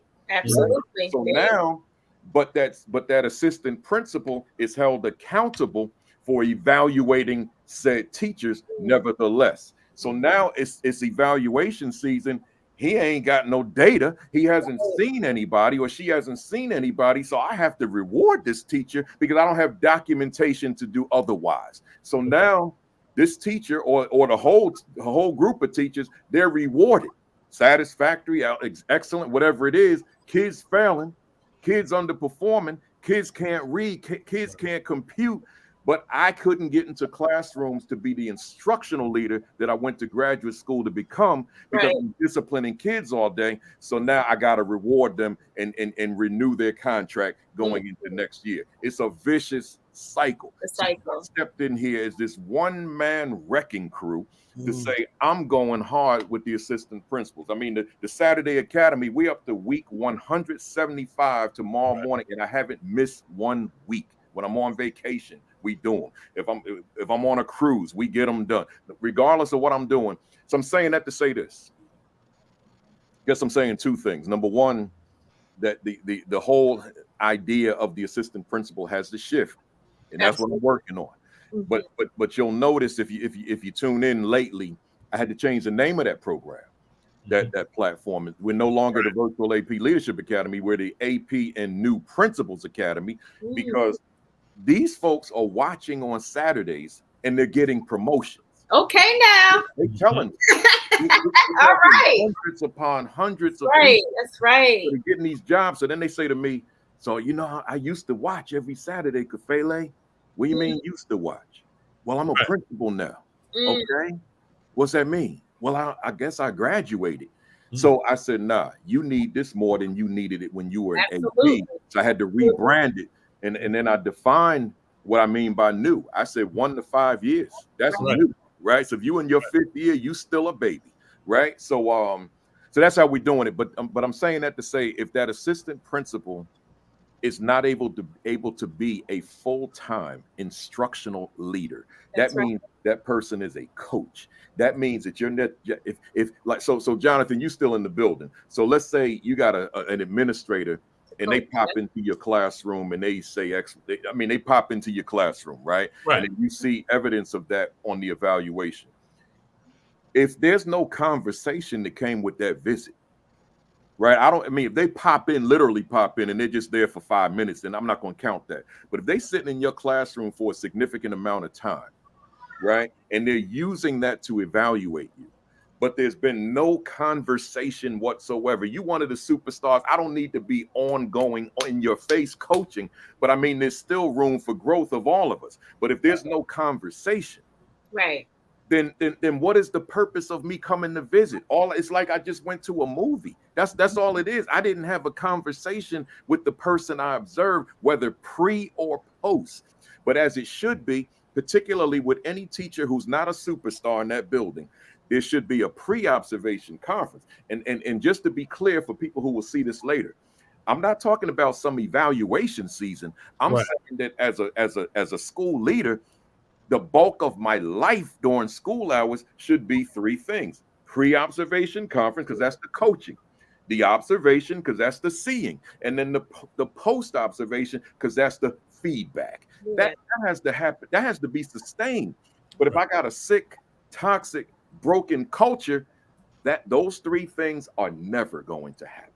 So how do you advise the assistant principal who has now gone through the academy, read the book, remembered their why, and and they're like clear and they're going into this new role, and then they get there and they're assigned dean of discipline, or they're assigned, the grant writer, because there are other things in the building. Anything that the principal does not want to deal with could likely fall on the assistant principal. That's right. That's right. What do you say to that person? Yeah. Who wants to be all the things, but the mandate coming down is do this other thing. See that question. Those are the people in my audiences when I'm talking to principals. So we got a room full. It could be 100 of them, could be 500 of whatever it is. Those are my audience. So now we're having the conversation. Principal, talk at your table with your colleagues, and then let's come back. How you using the AP? Right. And the room goes silent. They don't want to talk. They don't want to talk to me about this. I gotta beg and plead. Come on, principal. How you using the AP? Right. Is the AP the disciplinarian? Right. Whatever you need that day. So now we got to have a conversation. You have to completely restructure how you're using that person. But Principal Kafele, we got discipline problems. No, you don't. So now that becomes a different conversation about how we transform the culture of the school. Right. So let me just give you get buy-in. Right. Let me give you this quick example. One thing, like you all may know if you saw my page today, and I think you know Dr. Lauren Wells. Yes, right? absolutely. Lauren is my guest tomorrow. So you know that when she had the Newark Global School, Global Village School. I got mine sitting over there. So I was reading the chapter she did on the Newark Global School Village. So I know Raz's leadership. I know it intimately. I know how he led that school, Central. But it was refreshing to read that chapter and to revisit how he was leading. So how Raz led, how Mayor Baraka led was comparable to how I led, right? So I want to zero in on one piece with that. Raz was always talking to the kids. That morning convocation in the gym. That's what I did, because I knew the implications for the culture of the building when we don't go from street to class as opposed to street to principal's message. See, that's a very different environment. So now, because you got kids there that are dealing with all sorts of challenges, kids there who were dealt some of the most difficult hands at birth. So questioning, why do I even need to be here? What is the correlation between me giving you maximum effort in these classes and my life outside of school, right? Or my life later on in life? How does this get me from point A to point B? So with myself, and I would dare say, and I'm gonna have I told Raz I want him on the platform at some point when he gets free. And I said, as I'm sure he said, let me first do as the head coach would do of a sports team. The sports team is not going to go into the locker room, put on the uniform, and then go out onto the field. The sports team is going to come into the locker room, put on the uniform, and then wait for the message from the coach. It may be rah-rah. It may be very calm and laid back. It doesn't matter. Whatever that style of that coach, there's going to be those final words. That's laying a final foundation, setting a tone for that game that's about to occur. Well, in school, every day is game day. Right. How is there going to be instruction in the classroom and nobody, the adults nor the children, heard a message, not an announcement, not a cliche, but a message from the head coach, from the CEO, from the pastor, from the imam, from the principal, right? So, because I claim all them titles. So let me deliver my message just to lay a foundation, to set a tone. And if I've positioned myself, as Raz did, that I matter to the students, because if I don't matter, my words don't matter. But if I matter to them, then they hear me. In fact, they're looking forward to hear what the message is going to be today.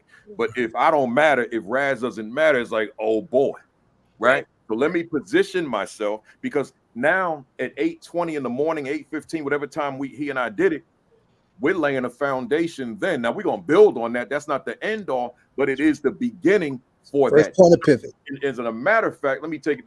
There's another beginning before that, and that's the greeting outside. Right. That's right. So if I'm outside doing this, that's right. My girls doing this, the building's behind me. I'm sweeping that from outside with my back to it. See, but it's a lot of us in this business called leadership. They tell me, I never thought about that. I don't do that. So you mean you start the day and they don't hear from the leader? So now that means the building is disjointed, because now they're in their separate homerooms and they're hearing something different in each respective homeroom, as opposed to that central leader saying that unifies them. Yeah. And then you add to it, like in East Orange, I didn't do this at North Tech because I had a larger Latino population, but in East Orange, we never started without the Nguzo Saba, because I had to make the Nguzo Saba a part of the culture of the building, right? So it's not just a recitation, a mindless recitation, because now I'm seeing you all throughout the day and I'm hitting you up on one of them principles, right? So just shifting the culture so that behavior is not an issue, right? We got bigger fish to fry, right? And that's academics. But if I'm just if I'm an AP, because here's what the AP is doing. Not only are they reading referrals, but they're preaching these little mini sermons all day long. So if you got 50 kids and that number is conceivable, you may preach 50 little micro sermons a day, and they ain't gonna amount to nothing. That's right. And Principal Kafele, a young man I grew up with who's a principal, Myron Hackett. He's at Park Avenue School, and each other a long time. And I remember, because my route to work, I would drive past when he was at Scholars Academy. And one thing was consistent. He was always outside, because I had to catch a bus, so I had to leave the same time every day. But he was always outside to greet. And I was always amazed at that he met them outside. But and I bet he knew all their names too. Oh, yes. And Myron, and that was one thing. Another thing is that when I would go to convocations and I would see, um, and when I got to see go every year, and I would see superintendent moving principals around, it would almost break my heart, because I always believed that schools were a safe haven. So a lot of times I knew that sometimes the home wasn't the safest place. And so they got to school so that they can have some continuity. And then when they stopped getting it in the school, I was really concerned about that. And I'm a lover of the arts. So the arts I always believe the arts reach the unreachable. But I want to read a list to you, and I just sat here and wrote it. Marva Collins, the Freedom Writers, Coach Carter's, the Great Debaters, Ron Clark, To Serve with Love, Mr. Hollis' Opus, Dead Poets Society, Lean on Me. And those are all, I want to say, probably when I go through and listen, most of them were actually true stories or based on true stories. And I know those stories are right in my community as well. But the teacher and one of the fame is the almost the closing scene in Mr. Hollis' opus, when he was getting down, because the teacher probably doesn't ever want to leave because they love it. And when he got to see what he did, it kind of helped him go exit and understand that that it's okay. But how do we, one, get our leader, the superintendent, one, and the board to understand that our schools are um, a safe zone, a safe place, and it has to be some continuity. And when we make changes, we're being really, really careful about making those changes. And I worked in education, but I worked at the college level in New York, and I was like, wow, I thought politics was political, but Right. education can be very political, but we're playing with lives. So I just it hurt me to see that when young people were going from this place and that didn't have any stability, and then go to that place and didn't have any stability. How do we help? When help people understand that this is serious. You're dealing with lives, and when you reach back and when you get that person who understands, and I can tell you in Principal Kafele, you're that person. You're every student that has had you, they still know that there's some expectations you had and have. And they will say them, and they can even recite them today and remind, yeah, when I had Mr. Kafele, he made us do this. And that it's very, a teacher is a very, very, very, probably one of the most important occupations, you know. Yeah. You talked about that rotating principles. I think about that a lot. And there was an era in my life not too long ago, a few years ago, where most of you on this screen are in towns where folks were trying to recruit me to be the superintendent. Mhm. And I just didn't want it. It's just not my lane. I listened to what they had to say, but at the end of the day, I knew what I wanted to do with my life. But I think about the principalship, the superintendency all the time. It's always on my mind.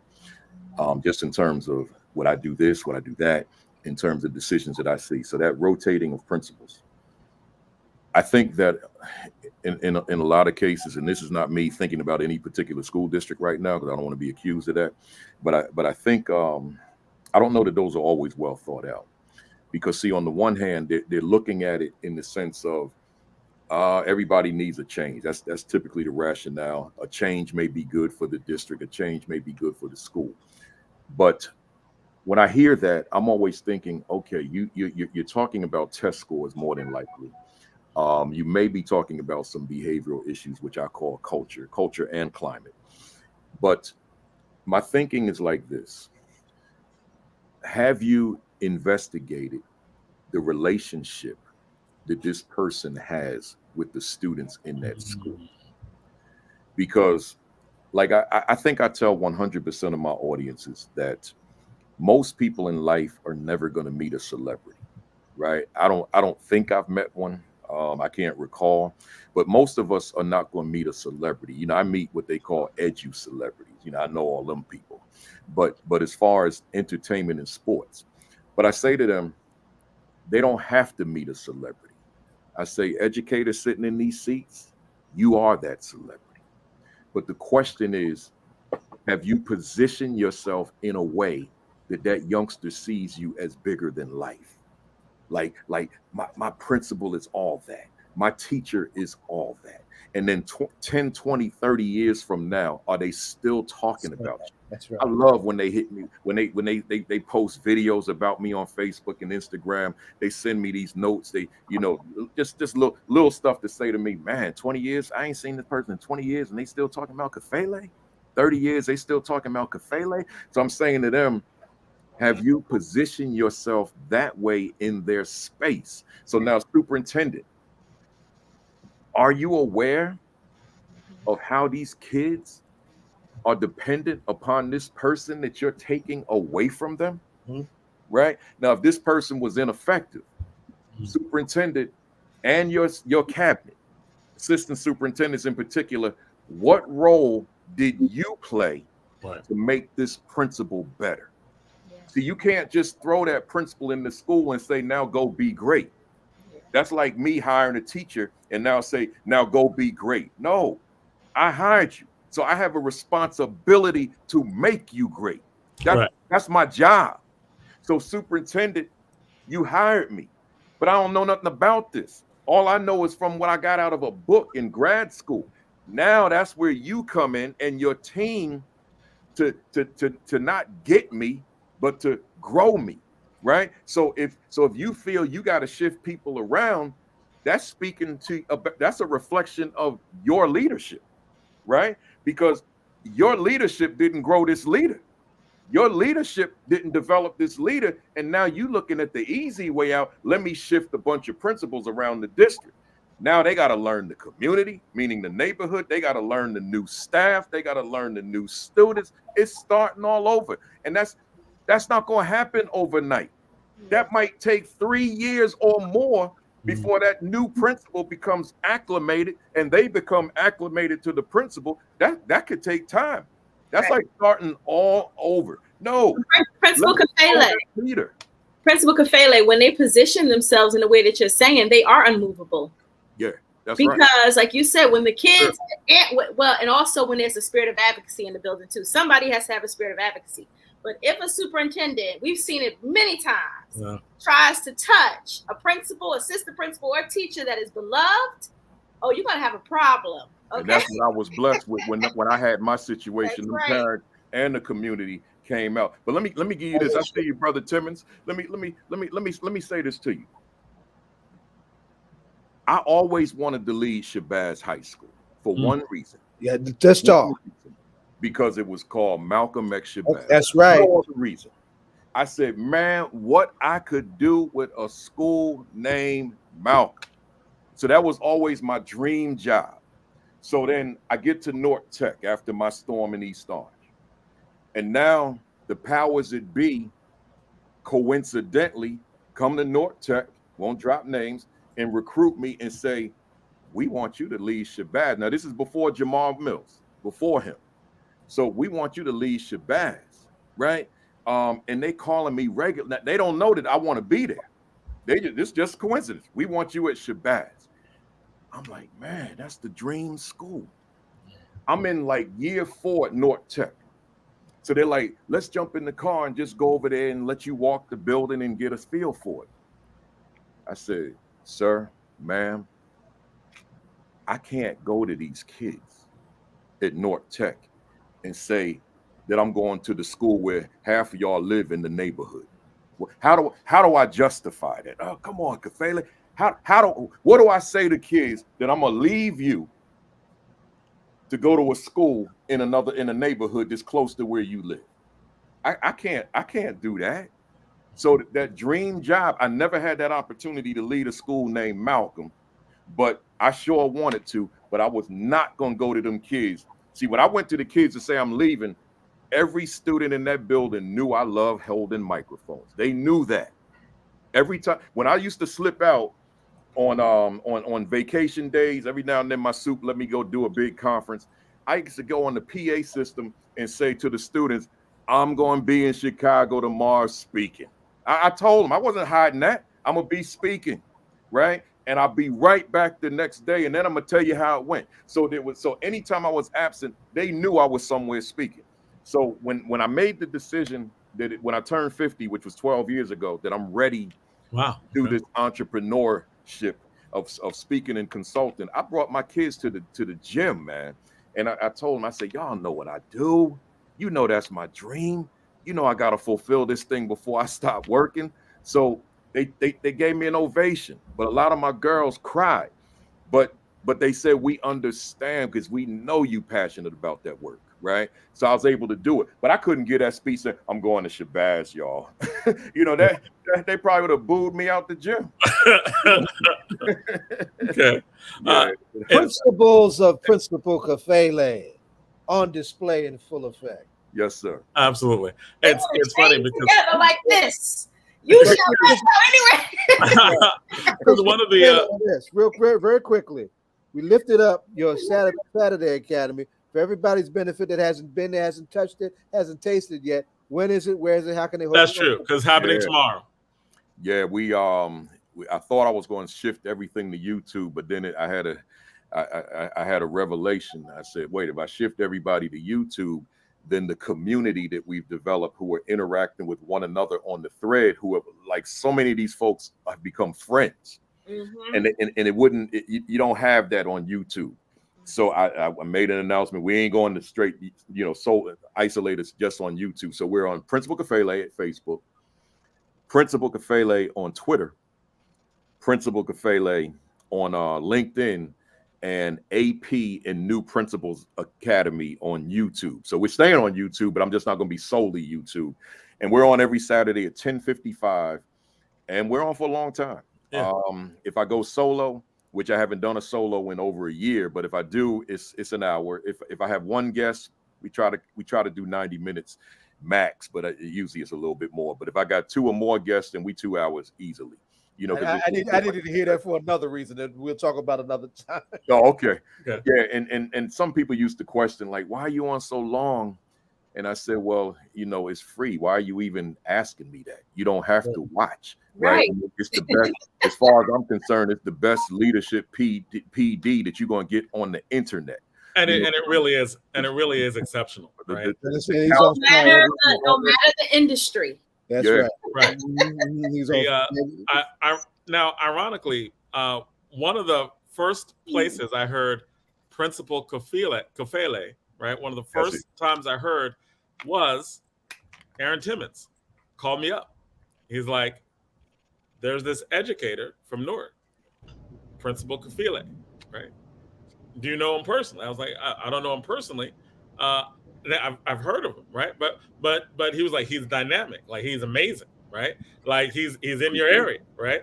And so I'm glad to have you both on at the same time right now. All right, brother Aaron. You're right here, but he's in Dallas, he's in Texas, and bringing it all circle. So I'm glad, as I said, man, every time you are on this show, it's an honor to have you on and to just get that wisdom. I'm glad you watch our show every single week.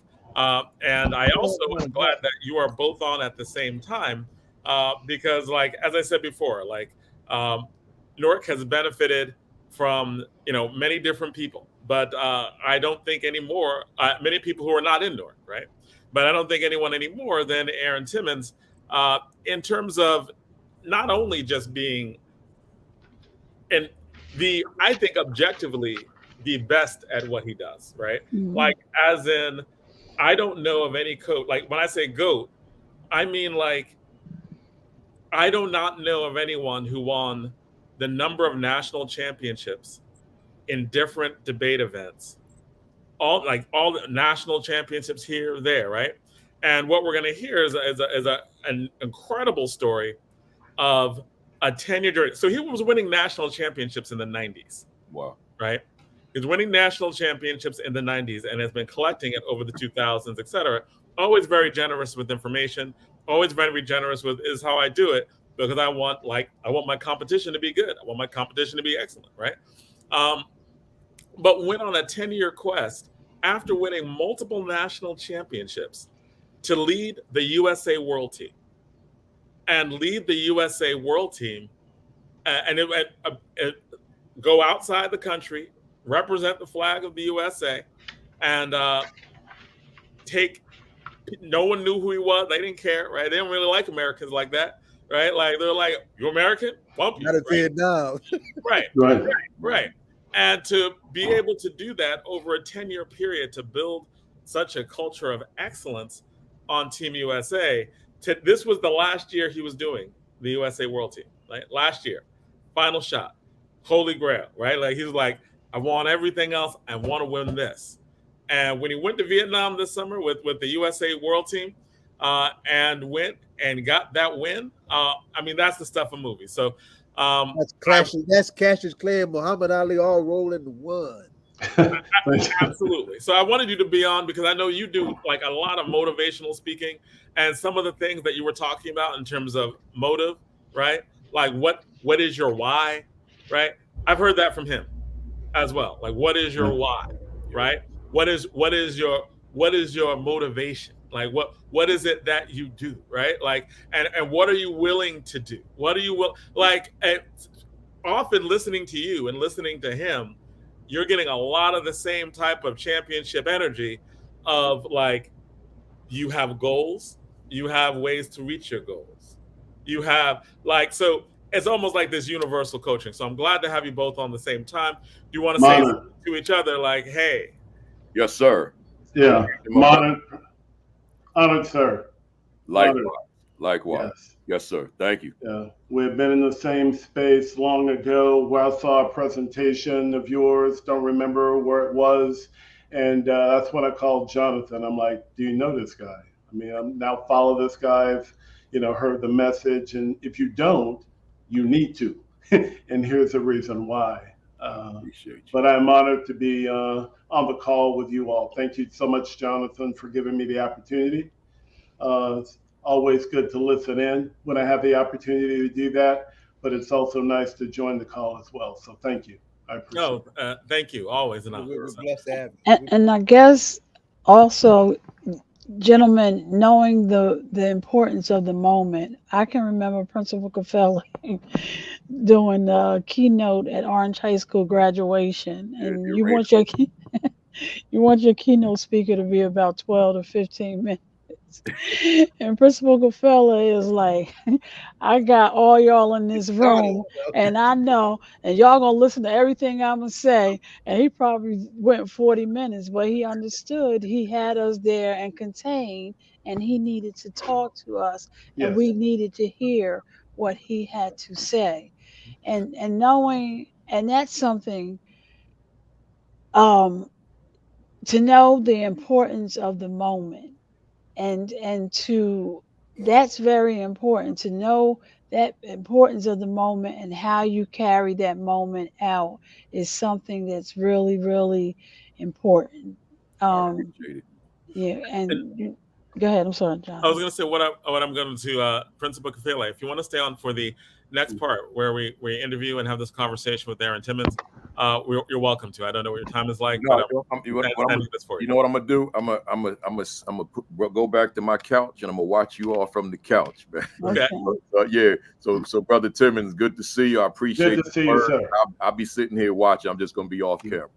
I grew up in a small town in Southeast Texas that I think you visited one time. We'll talk about that. Dickinson, Texas. Yeah, they long time ago. They gave me a proclamation. Baruti K, February 8th, 1998. That's right. Yeah. That's right. Yeah. And Principal, as you leave, I need you to put together a book of every pilot that you take a picture with. I send all my pictures of pilots to you now when I get to meet him. I'm very like, when's he gonna meet another pilot?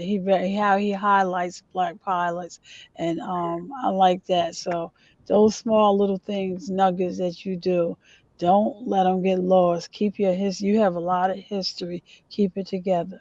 I appreciate it. And thank you. Always. Oh, Principal Kafele, you can't. DJ Rhino's. I got to do his. What are you listening to? What music are you listening to when you're traveling around? When they mess up your flight schedule like they did a couple of weeks ago, and you got to rent a car and drive 5 or 10 miles somewhere. What music do you listen to keep you inspired? I'm gonna give you an answer that I wouldn't do publicly, because I don't really let folks know my hip hop side that much, but I'm gonna do it here, and you'll understand why in a second, and then I'll let y'all go. I did a New England run this week, so I didn't fly because it's just not feasible. So I was driving 3 hours a day. So I was listening to the Rock the Bell station a lot, right? But yesterday Mitty and Hakeem were on Roxanne Shantae's show, right? Yeah, they were on talking about the 24 hours apiece. So they played Madism. Okay. I cranked that thing, man. And I was thinking about, so because Hakeem's on here. Hakeem Green, right. So yeah, Hakeem Green. So then I hit him up on I text him and I said, Hawk, man, Madism ain't never gonna die. So as far as, because I could easily, I could tell y'all KRS One, but obviously Hakeem is a product of KRS One, right? So as far as being in the business and all that kind of thing. So I guess the most recent song I listened to was Hakeem Green, Madism. Okay. All right. Well, thank you for that. 24 hours piece is going on right now, and that was national news around the country because it lit. Whereas in this weekend, other cities around the country had spikes of violence. Newark had decreased violence in that weekend, and it was like a national thing to look at the difference. So thanks for picking that up, and thanks for bringing that to light. So thank you. That's a good session. Report out there too. All right. So so we are. So thank you, and Aaron Timmons. One, congratulations, man. Thank you so much. I think I sent you a text that just said "goat" to it, and the reason why I did that is because, like, I just don't know of anyone who has that level of accomplishments in the history of our programs, right? Like in the history of high school debate, I do not know of someone who won over 10 different national championships, and so many that when I asked you the number. You literally had to count. You had to be like, what are you talking? Which division? Are you talking about TOCs, the National High School Tournament of Champions? Are you talking about the National Speech and Debate Association? Or are you talking about Lincoln Douglas debate? Are you talking about policy debate? Are you talking about POI? Right? Are you talking about like when you're dealing with the different levels of excellence? Over time, you were considered one of the greatest coaches of the 20th century, right? Like, called out the National Speech and Debate Association, like this. So you're winning in the 90s, right? And so you set up this level and record of accomplishment. So I just want to start off with that. Before you were a world champion, not NBA style world champion, right? Like where you use a bunch of people in the United States, right.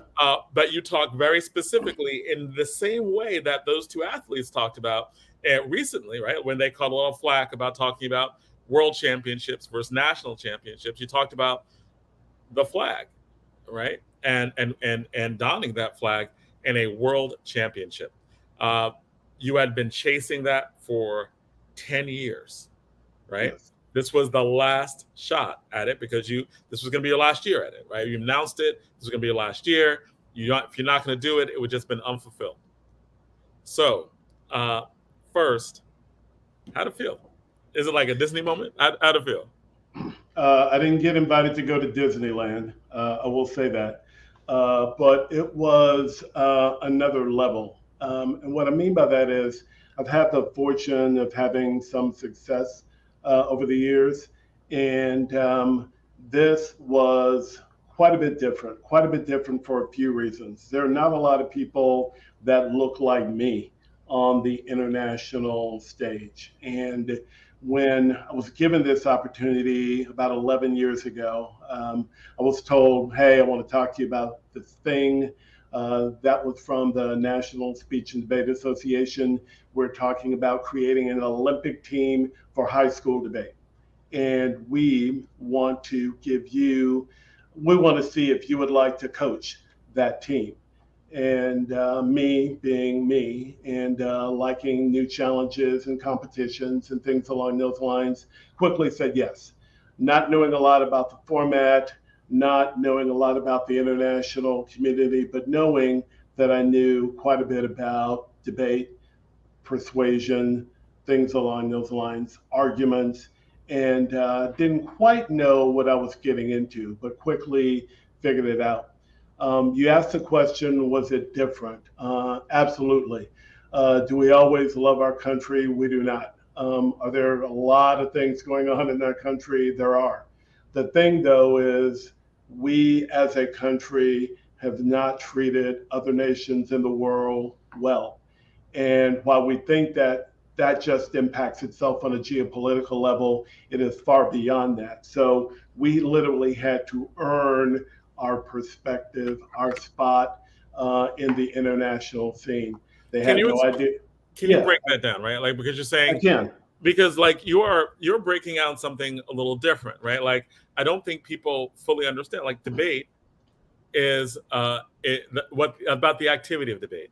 It's So what is there about the way that the United States was perceived on an international stage that you had to contend with, and how did you do it?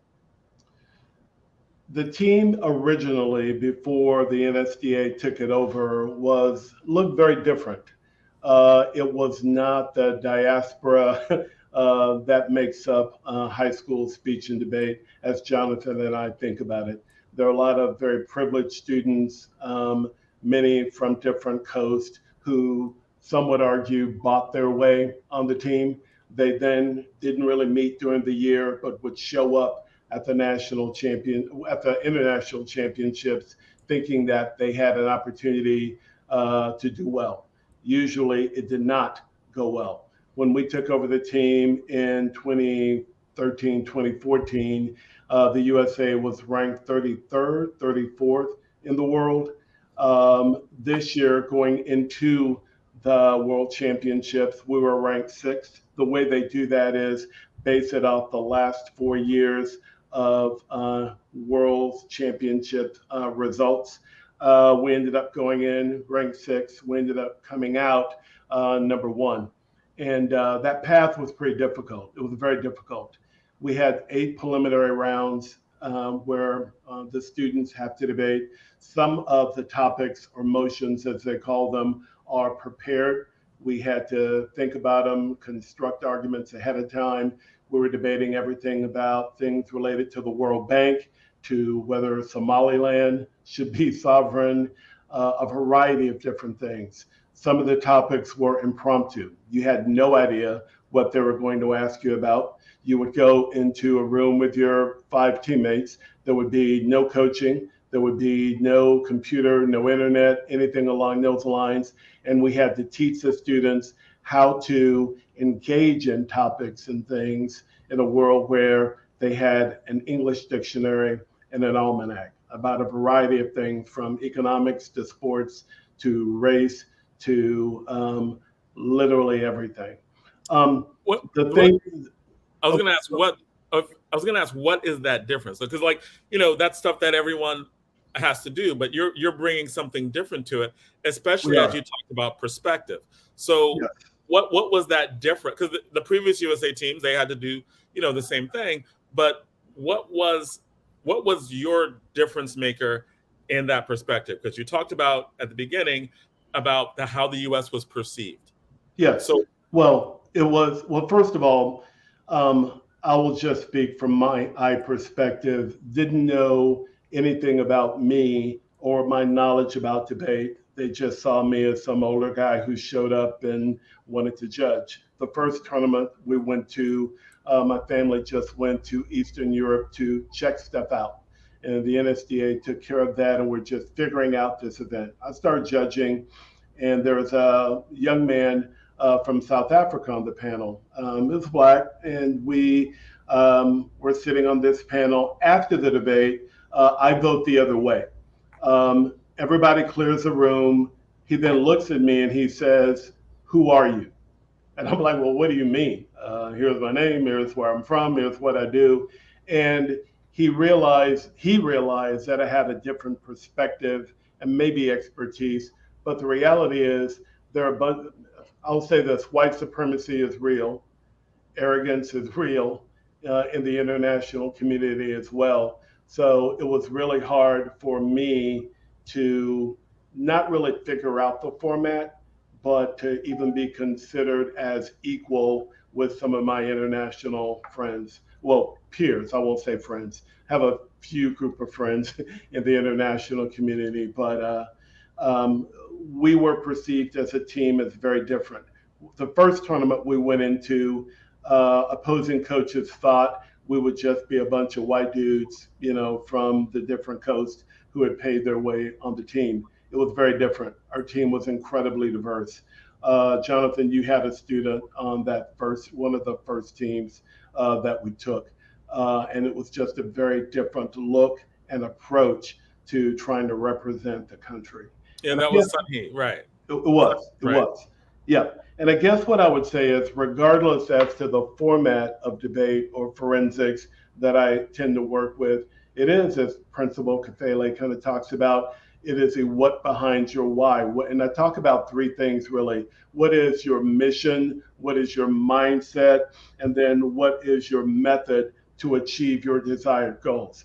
Everybody says they want to be a champion. Not everybody wants to be a gym rat. Not everybody wants to put in the work to do what is necessary to achieve a desired goal. So one of the first things I say with whomever I'm working with, whether it's a summer program, whether it's the students at my current school, whether it's the USA team, is you have to align what your goals are, but more importantly, what you're willing to do to achieve those goals. I could talk for the rest of the evening about that. I won't, but those are what I was going to things that ask I you instill. Yeah. Right, but I'm bringing this back to the championship, right? And I'm bringing this back to how you aligned. Like the mission was to, I know you, man. Your mission was to win a championship, right? Day one, right? Like, yes. I gave a speech recently where I said that if Aaron Timmons was given a choice, and someone was like, you can either live or lose the same way twice. He'd pause and think, because one of the rules is never lose the same way twice. So that's right. When you're talking about, and I've adopted that. I mean, that's essential for anything. You can lose, but don't lose the same way twice, right? But when you're talking about you said your mission, and then you said like your goal, and then you said the things to do to get that goal.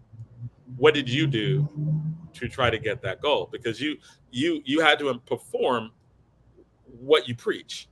So right. I'm trying to get the Aaron Timmons. How did you perform what you teach? I had to prepare myself to know all of the intricacies of the international community. The folks that were considered to be good judges, the folks that were considered to be folks you had to know, the politics associated with perhaps previous coaches or students, and folks who had different leadership roles. As importantly, it is one thing that we tend to forget is just how hard debate is at the highest level, whether it is domestic or whether it's international. And one thing that's unique about international competition is all of the things are in English. And you would think we have an advantage being native English speakers, and I guess we do.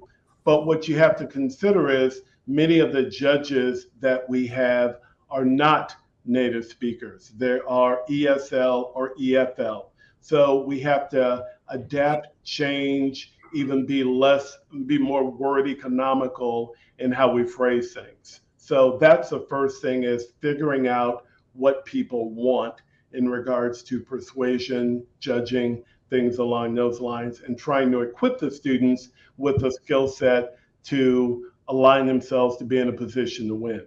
So it is how we structure arguments, how we present those arguments, the strategy that we use that we may not use in the United States. It may be a little bit different, although in fairness, a lot of things that I would do domestically, regardless of format, I was able to tweak a little bit and still use in the international arena as well. So on that, right? Mm-hmm. You were saying that like in different forms of debate, there are different things that might be your strengths. Yes. Right? You said that basically you were like, I was able to translate some of my strengths into actually doing my strengths into the different format, right? Yes. Yeah. No, that's totally fair. And I try to do that regardless as to what I teach or coaches. What are some things I feel I'm pretty good at? And then how can I meet students where they are to share those things in a bit of a different way? As importantly, I got to figure out what my weaknesses are. And so do the students. And once I kind of identify what my weaknesses were, figured out how to correct those to the degree possible, isolate what some of the individual students' weaknesses were, and then kind of figure that out. I thought we were going into the championships in a really good place to do well. We've had talented teams before, and I think we've had the teams that were capable of winning, perhaps. But it seemed like a lot of things were coming together this year that would make the trip pretty special. We went to the Harvard tournament.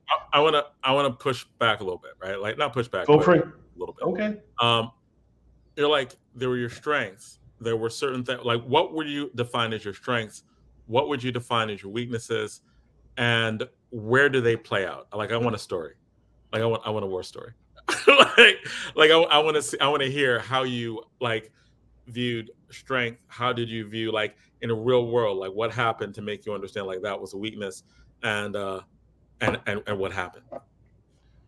A strength of mine, I think, feel free to disagree, is to have a level of argument that is sophisticated, I guess theoretically, but can be made to seem incredibly simple.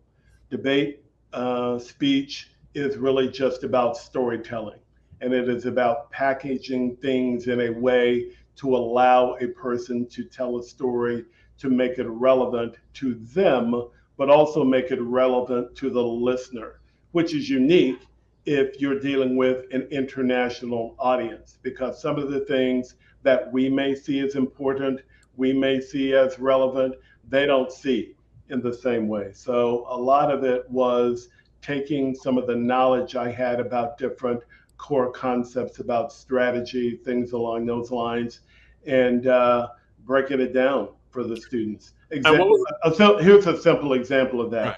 In domestic formats, we have this thing called a counter plan. In other words, you presented on one side what you think a plan should be, your advocacy should be, and on the other side, we can have an alternative model, plan, way of thinking about things.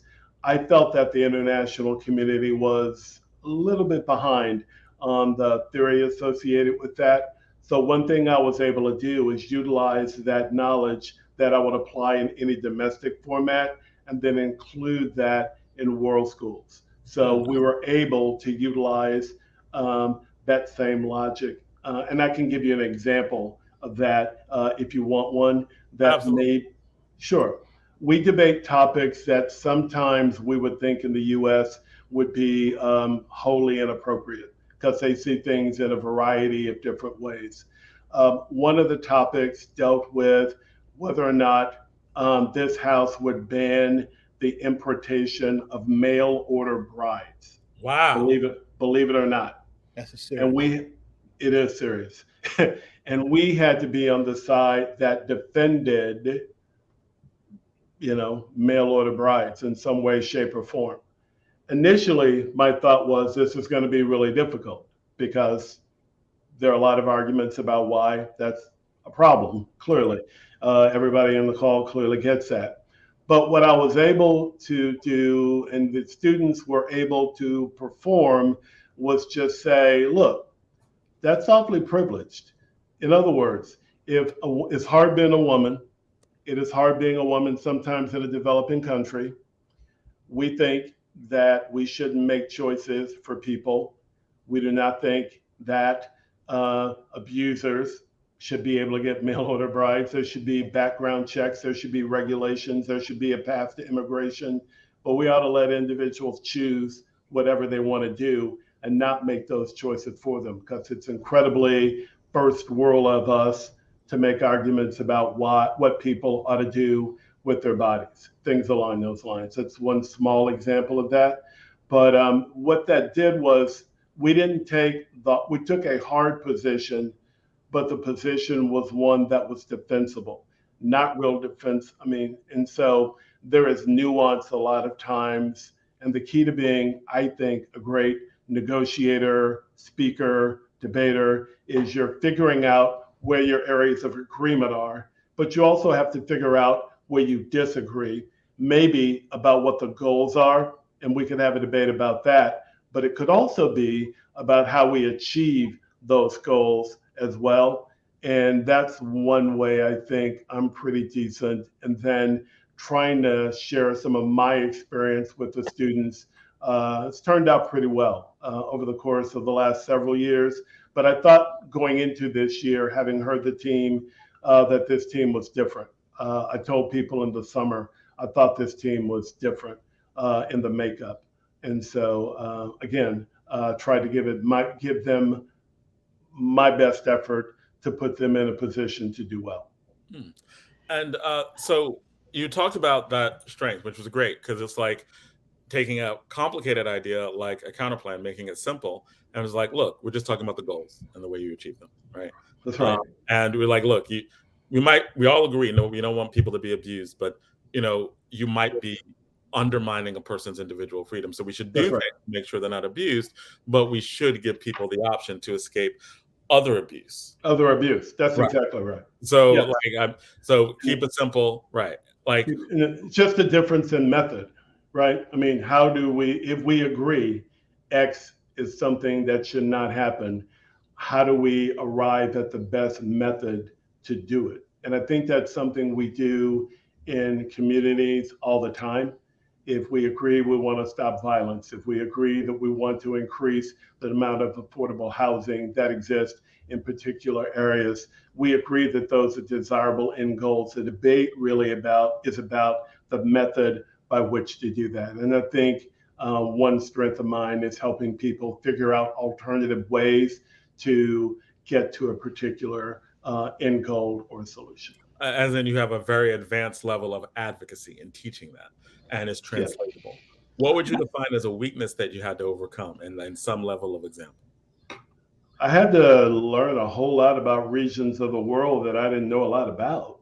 Didn't know a lot about Palau, didn't know a lot about Somaliland and the conflict in Somaliland, a lot about Somalia, not Somaliland, and the debate about sovereignty in that region. There are some different nuances in economic motions that were not my strength that I needed to attempt to figure out as best I can, because I needed to understand the context, the conflict many times that existed, and then I could apply context. In other words, if there was a debate about should we value the individual or the community more, well, many times that exists as a conflict, but the question becomes context. An example of that might be masking during COVID. Do you have a right to say no? Things along those lines. So a lot of times it's just content knowledge and figuring out a lot of things about different parts of the world. I think that debate does a lot of things, but it certainly teaches you about yourself. It teaches you about other people, and I think it teaches you about different parts of the world. So I think I'm reasonably well read, but it required me, given some of the topics that were set, to know a whole lot more about different regions of the world.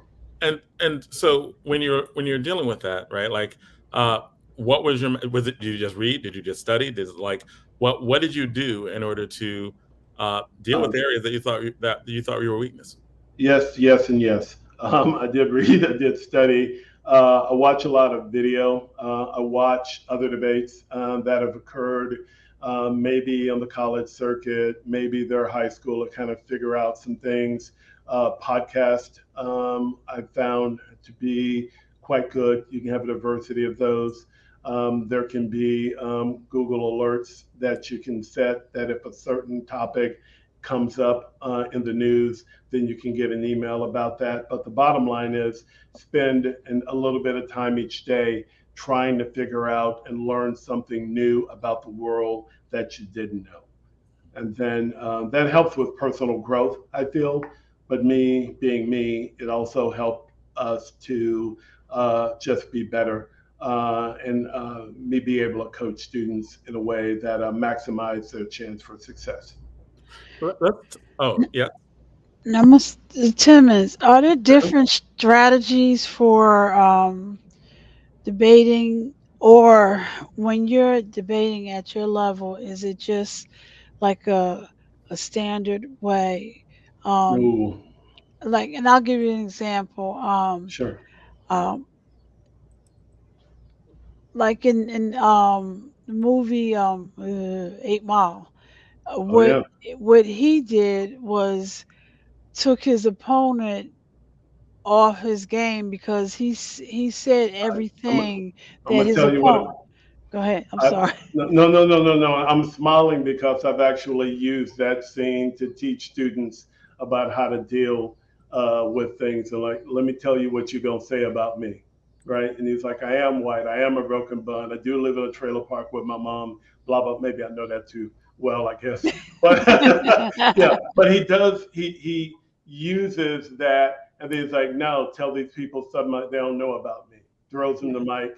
And then there is nothing there. Sometimes in debate, you have to use that strategy because there are people that will attempt to personalize debate to make it easier for them to win.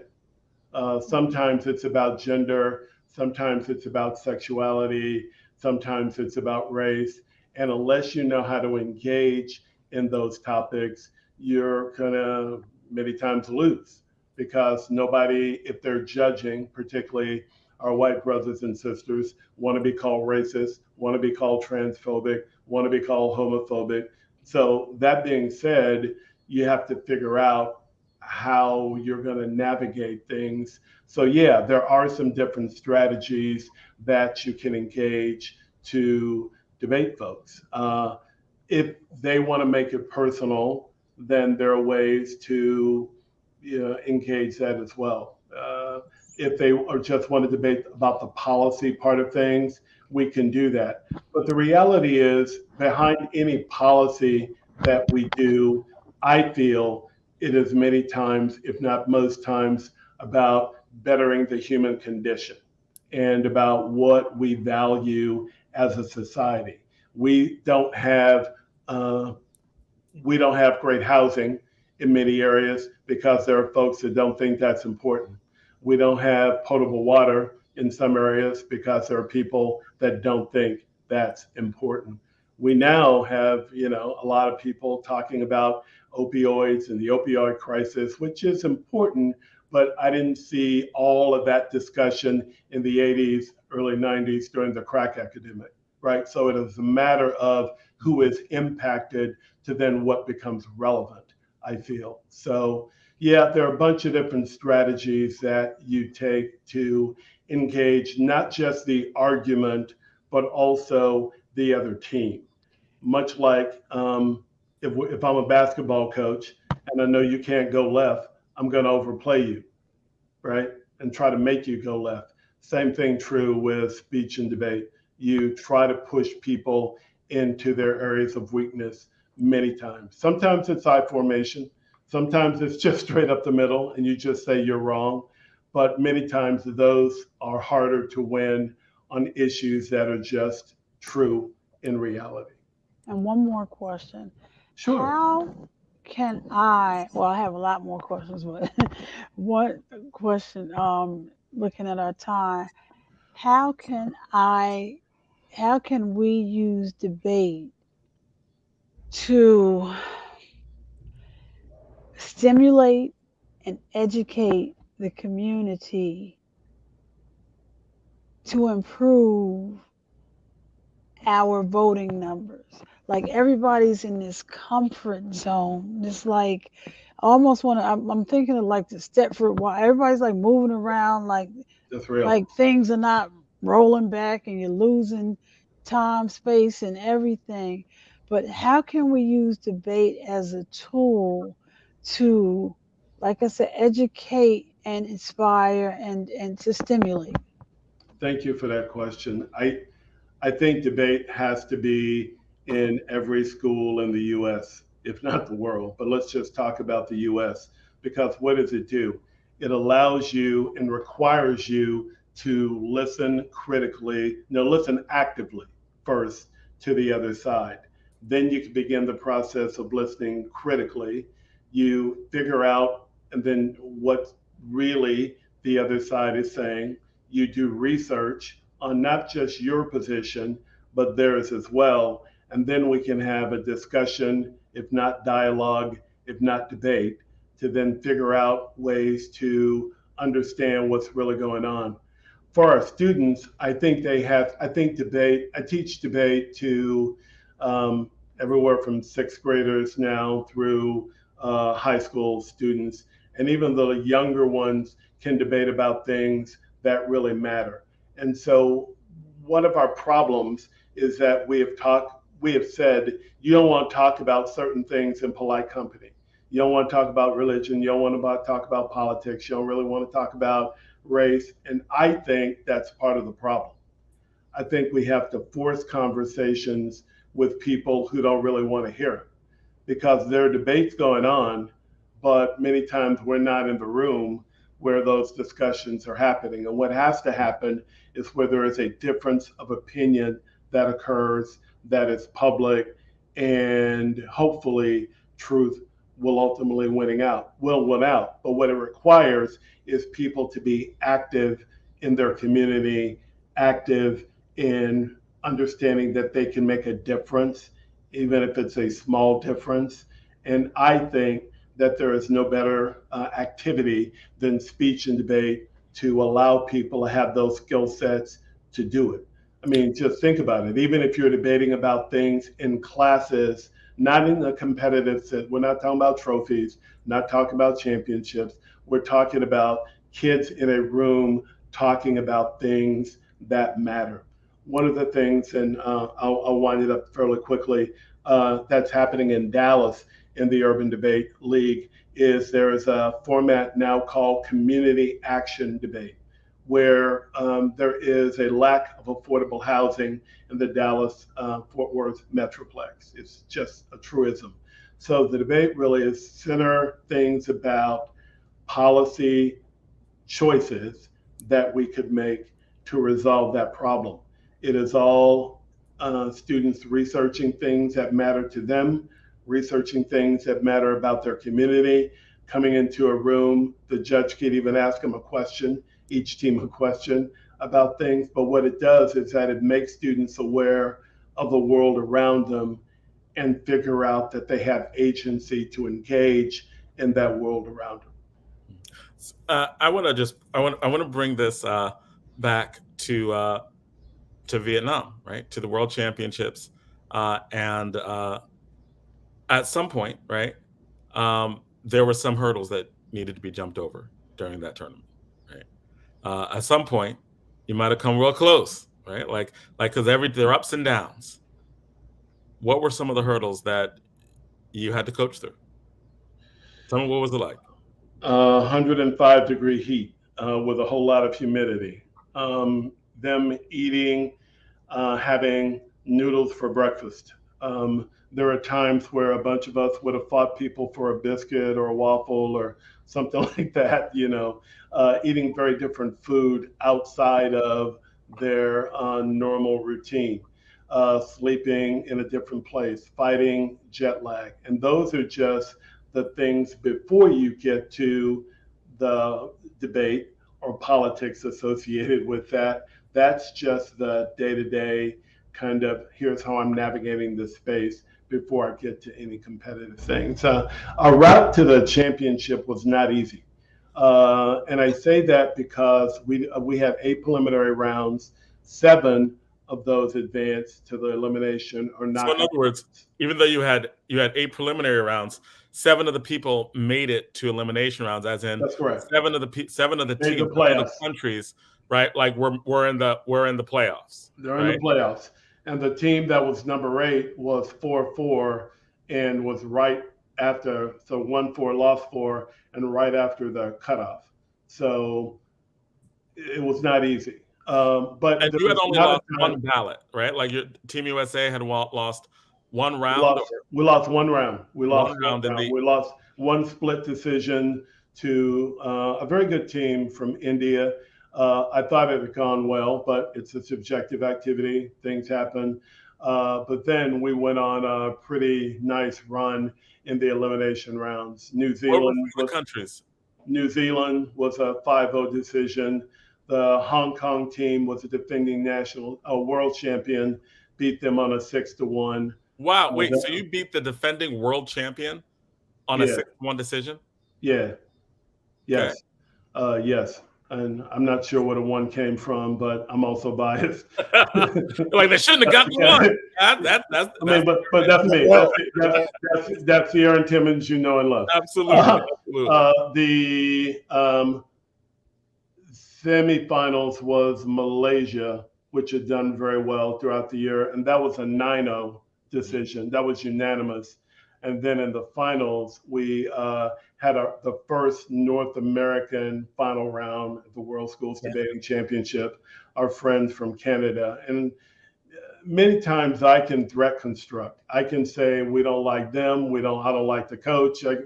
I couldn't even say that about them. It's kind of like debating Newark. I can't really say, most times at least, I don't like them, and I got much love for Jonathan, but we ended up performing incredibly well in the final round.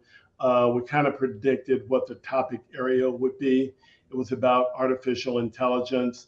We had prepared, they executed well, and it turned out. And they were ranked number 1 going into the tournament. And I think it's important to say we beat them in the prelims, to which point it was a 2-1, but we won. Their coach came up to us afterwards and like, we shouldn't even got that. I don't really know what happened. Yeah. So we were debating, I felt, at another level, and I couldn't have asked anything else of the students. What we do is tell the kids this: when you are getting up to leave to go to the airport, when it's over, whether or not we don't advance to the elimination rounds, whether we lose early, whether we win, whatever, you have to be able to look yourself in the face and say, in the mirror rather, and say, I did everything I could. And then it's a subjective activity. I couldn't have asked anything more of them, win or lose. So turned out well, turned out very well. We've had you on our show before. You've talked about when you grew up and how you were doubted, right? Like how all the time that you should not coach, that you weren't good enough, that your kids weren't good enough, that they weren't supposed to lose to people who look like you and your children or your students, right? Right? You've been told this over and over again. I have to say that there are a few incredibly intelligent people who are Black who get so underestimated that they end up helping a lot of other people, right? Like I have benefited greatly from people underestimating you or Elijah Smith or other great debate minds that are always very like, I'm like, oh, I'm listening. Right? No one else wants to listen. You're available? How are you available? How are you? Nobody's how, given all of that, right? And you have just won a world championship. How do you look back on that, right? How do you look back on the underestimation, the lack of people understanding how much they could learn from you? And how do you process that? It's hard to process in that there are those that are arrogant. There are others that may be a little racist. And when you think about academic excellence, many times you don't think about people that look like you or I in regards to leading students toward that excellence. I have been told by peers on campus who didn't know what I looked like, but had just heard, about me, about the program. They met me, and the line was, "Wow, I was surprised to know you were in charge of the debate." Wow. Yeah, and then I unpacked that with those colleagues. You can be sure, but nobody thought that we/I and the coaching staff would probably be able to accomplish this for a variety of reasons. Hate is real, both in the domestic debate scene, but also internationally. But it's hard to really hate the students that we have. They're great kids. I like to think that we as an organization and we as individuals give back to the broader community in a variety of different ways. But to be honest, Jonathan, all that does is motivate me. I know that I will never achieve the, I don't know if it's respect, although it probably is for many, but certainly the accolades, the positioning that others who might look a little different from me might achieve. So I just kind of roll with that as motivation, regardless as to the format that I'm trying to coach at that time. So, and it just moves me to try to be better regardless as to what I do. And I just try to get a little bit better every day and try to give back to students as best I can. And when I say give back, like you really do give back, like all honest, right? Like there are very few people who are as talented and as accomplished in what they do, who so generously and freely like just tell people how they did it, right? Like Right. here's what I did, here's what worked, right? Yeah. Here maybe some advice, here's some things that might work with you, there's some things that might work with your students, right? Sure. The level of generosity that you have with the information that you have and with the expertise you have, I'm just gonna straight call out, like it's just amazing, and I appreciate it, right? Like, Thank you. and so do dozens of people around the United States. There are a lot of people who you have influenced, who have directly benefited from you just being like, hey, this is what I'm doing, this is where I am, this is what we're going towards. So I will always appreciate that. Say it loudly, scream it loudly, because it's just real, right? If I could say one thing about the win, and you've been very kind in focusing on that. There was a very nice article a couple days ago written by a woman for Newsweek in their online magazine. It was very nicely done. I will. Very nicely done. But what I would say about that is, if students, or people won a world championship in other things, one would think it would be all over the news. One would think that major news companies, platforms would pick that up. And until she was contacted and then wrote about it, there had been nothing, which I find to be pretty sad overall. And that's not really about me, because I don't really need, I can't walk into Starbucks or whatever. In this country. Yeah. I can't walk into Dunkin' Donuts or Dunkin' and get coffee. Hey, we won a world championship. No one cares. That'll be $9.50. Whatever. Right. But right. The point for me though is a lack of respect for this particular thing that I thought was special, that I thought was different. The U.S. did win in 1994, right. But there were 12 teams that competed in that tournament. Right. Now, you can only debate against the people that show up, but that's very different than debating the defending world champions, debating the top seed twice, and all of the other teams that we debated. We also had a bunch of spar rounds or friendlies or with different nations as well. So, so here's the thing, right, man? I've promised not to give you a hard time, but I'm going to give you a hard time on one thing. I'm coming for you on one thing. When are you writing the book?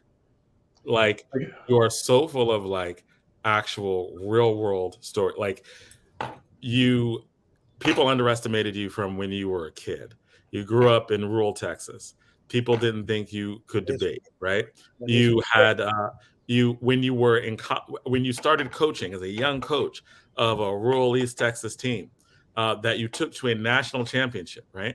Like many people are like, oh, you teach at Green Hill School, it's a wealthy school, right? You didn't start off there. They recruited you because you had a national champion. You had national champions with kids from East Texas who everybody underestimated, right? And pissed you off, and that pissed you off enough to push them to your first national championship with kids from East Texas. You went on to have a real storied career, right? Winning multiple national championships over and over again. And ironically, I don't understand people underestimating you throughout all of that, right? Still do. Right. Oh, quite a few, right? Right. And you are in toward the end of your career, right? And you have a 10-year run, right? To win a national championship. It was a trek, right? It wasn't like, how do we do this? Because you were one of the best, because you were seen by the National Speech and Debate Association as one of the best coaches in the country based on accomplishment, right? And based on all the national championships that you had won there, they're like, hey, lead our team. And you're like, I'm a little competitive. I've won all these other championships. Let me focus on this. You did for 10 years, right? After 10 years of focusing on this national championship, in the year you resign, like you're like, hey, this is our last year. 10 years. If we don't win it this year, we don't win, but this is a special team. And you march through adversity after adversity to win the championship. That's not just one book, that's multiple. Mm-hmm. Right? Are you going to promise me that you're going to set some of this down? And that, so these stories that are actually important, like, and I think they're important for all kinds of reasons that you talked about. They're important because people don't value debate, period, overall, right? Like this national, like the United States went to Vietnam and won, right? Like, how is that not, in debate, right? Like we have a dearth of being able to understand civil civic discourse. We are not teaching it nearly the way that we should, right? Like I agree with you. Debate should be taught in every single class in the country, and that would fundamentally make our country different, right? We were like the problems that we're having about evidence and research and talking to each other and listening to each other, that would all look fundamentally different if people were trained in basic advocacy, how to make an argument, claim, warrant, impact, warrant your arguments, right? Like, how do you write like that basic form of critical thinking that we need to be able to make these democratic decisions that would happen if they fully understood this stuff. And not one person can change everything, but I think a book by you would be transformative and lasting. Film, be a hell of a film. Right, because a book like that will be made into a film, right? Like, or it should be made into a film, right? Like, because there's like, this is a legendary career in something that is excellent, right? Excellent. Most people don't really know about it and how important it is, even though every people are like, oh, every high school has a debate team, right? Like debate, right? We talk about it, but we don't really know it. And we know it less now than ever before. And the forces that be within this country are making it very clear that they don't want people to know how to actually debate, understand evidence, do research, right? Like in Texas, if you taught at a public school in Texas, some of the things you teach, you go to jail for, right? Like, like if you taught in Florida, you definitely be like, what? No, right? So are you going to put this down? You're going to write a book? That is my goal. And I say that because I got to figure out how to set aside an hour plus a day to write. And that's something I am increasingly committing myself to doing. it's not like I don't have some things written down. And I have some students that are pretty good professional writers that would help me with that as well. But I do think certainly now it is a story to be told. I think that's fair. And if I wanted to add, right, any type of incentive, knowing you, and this is the incentive that I'm going to have. You know, Aaron, I don't think you could write a memoir. I don't think you could write anything. Now, I don't think you could do it, man. I don't think you're capable. I don't think you're qualified. You can't write. You can coach debate, but can you write a book? I don't know, man. I don't know. I'm doubting you, man. I'm doubting you. Well, what? Well, Mr. Timmons, while he's doubting you, trying to get in your head. While he's doubting you, I have a question, Tex. Yes, ma'am. The students who made up the winning debate team, where are they today, and how are they doing it? Are you in contact? And then to Jonathan's point, writing a book, have you ever been asked about putting your story on screen? I'll work backwards. No, in regards to putting my story on screen. Okay. Not at all. Okay. No. In regards to the students, there are close to 90 or so students that have been on the national team. We're closing in on 100 with this new team that was chosen. And I'm in touch with most of them. When we won, we posted that, and there's some very nice messages from dozens of them that were something like, well, we woke up today and we all feel like champions, because it was literally like a tournament that went on for 10 years, if that makes sense, based on the way the approach is falling a little bit short.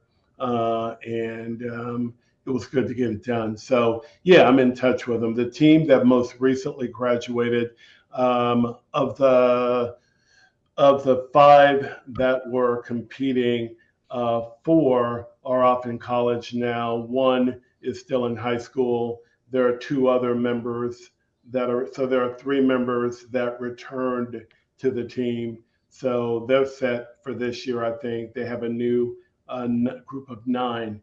But yeah, still am in touch with a lot of the people, both on the USA team and my personal team over the years. Not all, but most are doing incredibly well, incredibly appreciative of the time that we put into them. And we're all excited about our success. So. And as my pastor would say on New Year's, watchmen, watchmen, what of the hour? So I know the time has come, but I do want to know how many, when we see Chief Justice sworn, Supreme Court Justice sworn in, one of the things she said it was her being on her debate team. That's right. How many of your students have gone on or are sitting judges or attorneys or on their way, to what percentage are in the law field? I don't know about a percentage. I would say dozens are either pursuing a law degree or already have it. Many of my personal students at my school are doing really well as attorneys. Some have argued in front of the Supreme Court already. So there are a lot of things. Some work in the White House. One is an ambassador of religious freedom for President Biden. So a lot of nice things. They're doing a lot of nice things. Many are attorneys, but debate doesn't just lead you to that. Some are teachers. Yeah, some are teachers, some in the medical field, some in business, but most are doing incredibly well. And all, to my knowledge, would attribute debate is to having a lot of impact on their life, their education, and just kind of who they are as people, as intellects, things along those lines. And how many parents call you and be like, look, now I tell them to take the garbage out and they question me as to why, because I have this whole spiel on parent night when we have like open house, and I'm like, look, kids in debate. Here's some things that are going to happen. Don't blame me when they start arguing about wanting to get a new iPhone. Don't blame me, because ultimately you're the parent. Just say no, right, or whatever. That's what would have happened in my world. It's like the critical thinking just. That's right. Yeah. That's right. And so for that final question, we always ask about music. And you happened to be on when we asked Principal Kafele, and this is a hip hop political show. So Right. we would love to know what hip hop artist, individual, or group, and this is the 50th anniversary that we're celebrating of hip hop. But Yes, what it hip hop is. artist, individual, group do you listen to, or even do you play to get your students inspired? Well, we. Eminem. That's funny. No, I'm laughing. Well, not just Eminem. It's funny because at Worlds, they had a walkout song, and the people in Vietnam were like, "You can have any song, and the team can walk into it to get on the stage." And all mine got vetoed. I won't say what they are. I won't say what they are, but they weren't really interested in hearing a certain Ice Cube song or a certain Tupac song. Yeah, right. So they weren't interested in hearing that. But I do listen to a lot of what many would consider now old school hip hop. In the last couple years, there's been a whole lot of listening to Tupac, a lot of listening to Dr. Dre.